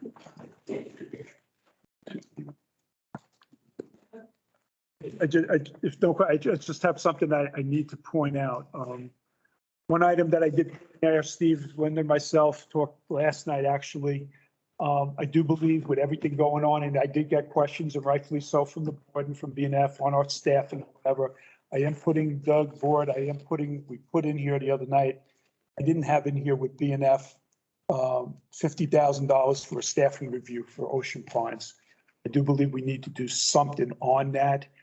If not, some type of salary study or whatever. I'll know more as we go on, but I do something with that. But Simpson, was that the group that? Siegel, they're called. They changed their name. Siegel. Yeah, it may not, it may be some type of Yeah. mix, but I just want to make the board aware and everybody, everything. I didn't bring that forward to BNF because I didn't have it in there, but I put it in there now. So it's more for a staffing review. But what would the staffing review entail? The staff is It would entail bringing in a salary or necessity, I guess, or both? both. Sorry? It would be both. That's why I was, yeah, that's what I was just saying. That's what I wanted. What was it, 3 years ago? 4 years ago. 4. Same thing 4 years ago.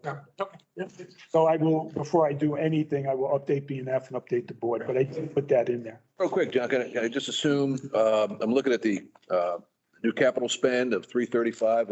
Is that all planned to be happening in fiscal year 23, 24? I want to say that's probably this year. Is that the 22, 23? Oh, really? Even better. Oh, well, hold on. That's probably the pickleball courts and Oh, yeah, for this, the year I'm in now? The year we're in now, Doug? I'm trying to look. Yeah, yeah. you get that. If it's the year now. So that, That's what I was saying. We transferred money from. okay, so that's covered in this, and, exactly, so the new, so in essence, one could say there's not going to be any capital spend, new capital spend in the next fiscal year. I think Just how the much- kayak. just the kayak, Kayak, 25,000. 25,000 out of the 45 that's in there. okay, I got you. Thank you. I don't know what else to say. Nothing. Job well done. So, Yeah. Good job, John. any, Great job for the entire team. any questions to finish up? Around the table, Steve? What? Not good? Rick? I'm good. Stuart? Is Frank Daly still on?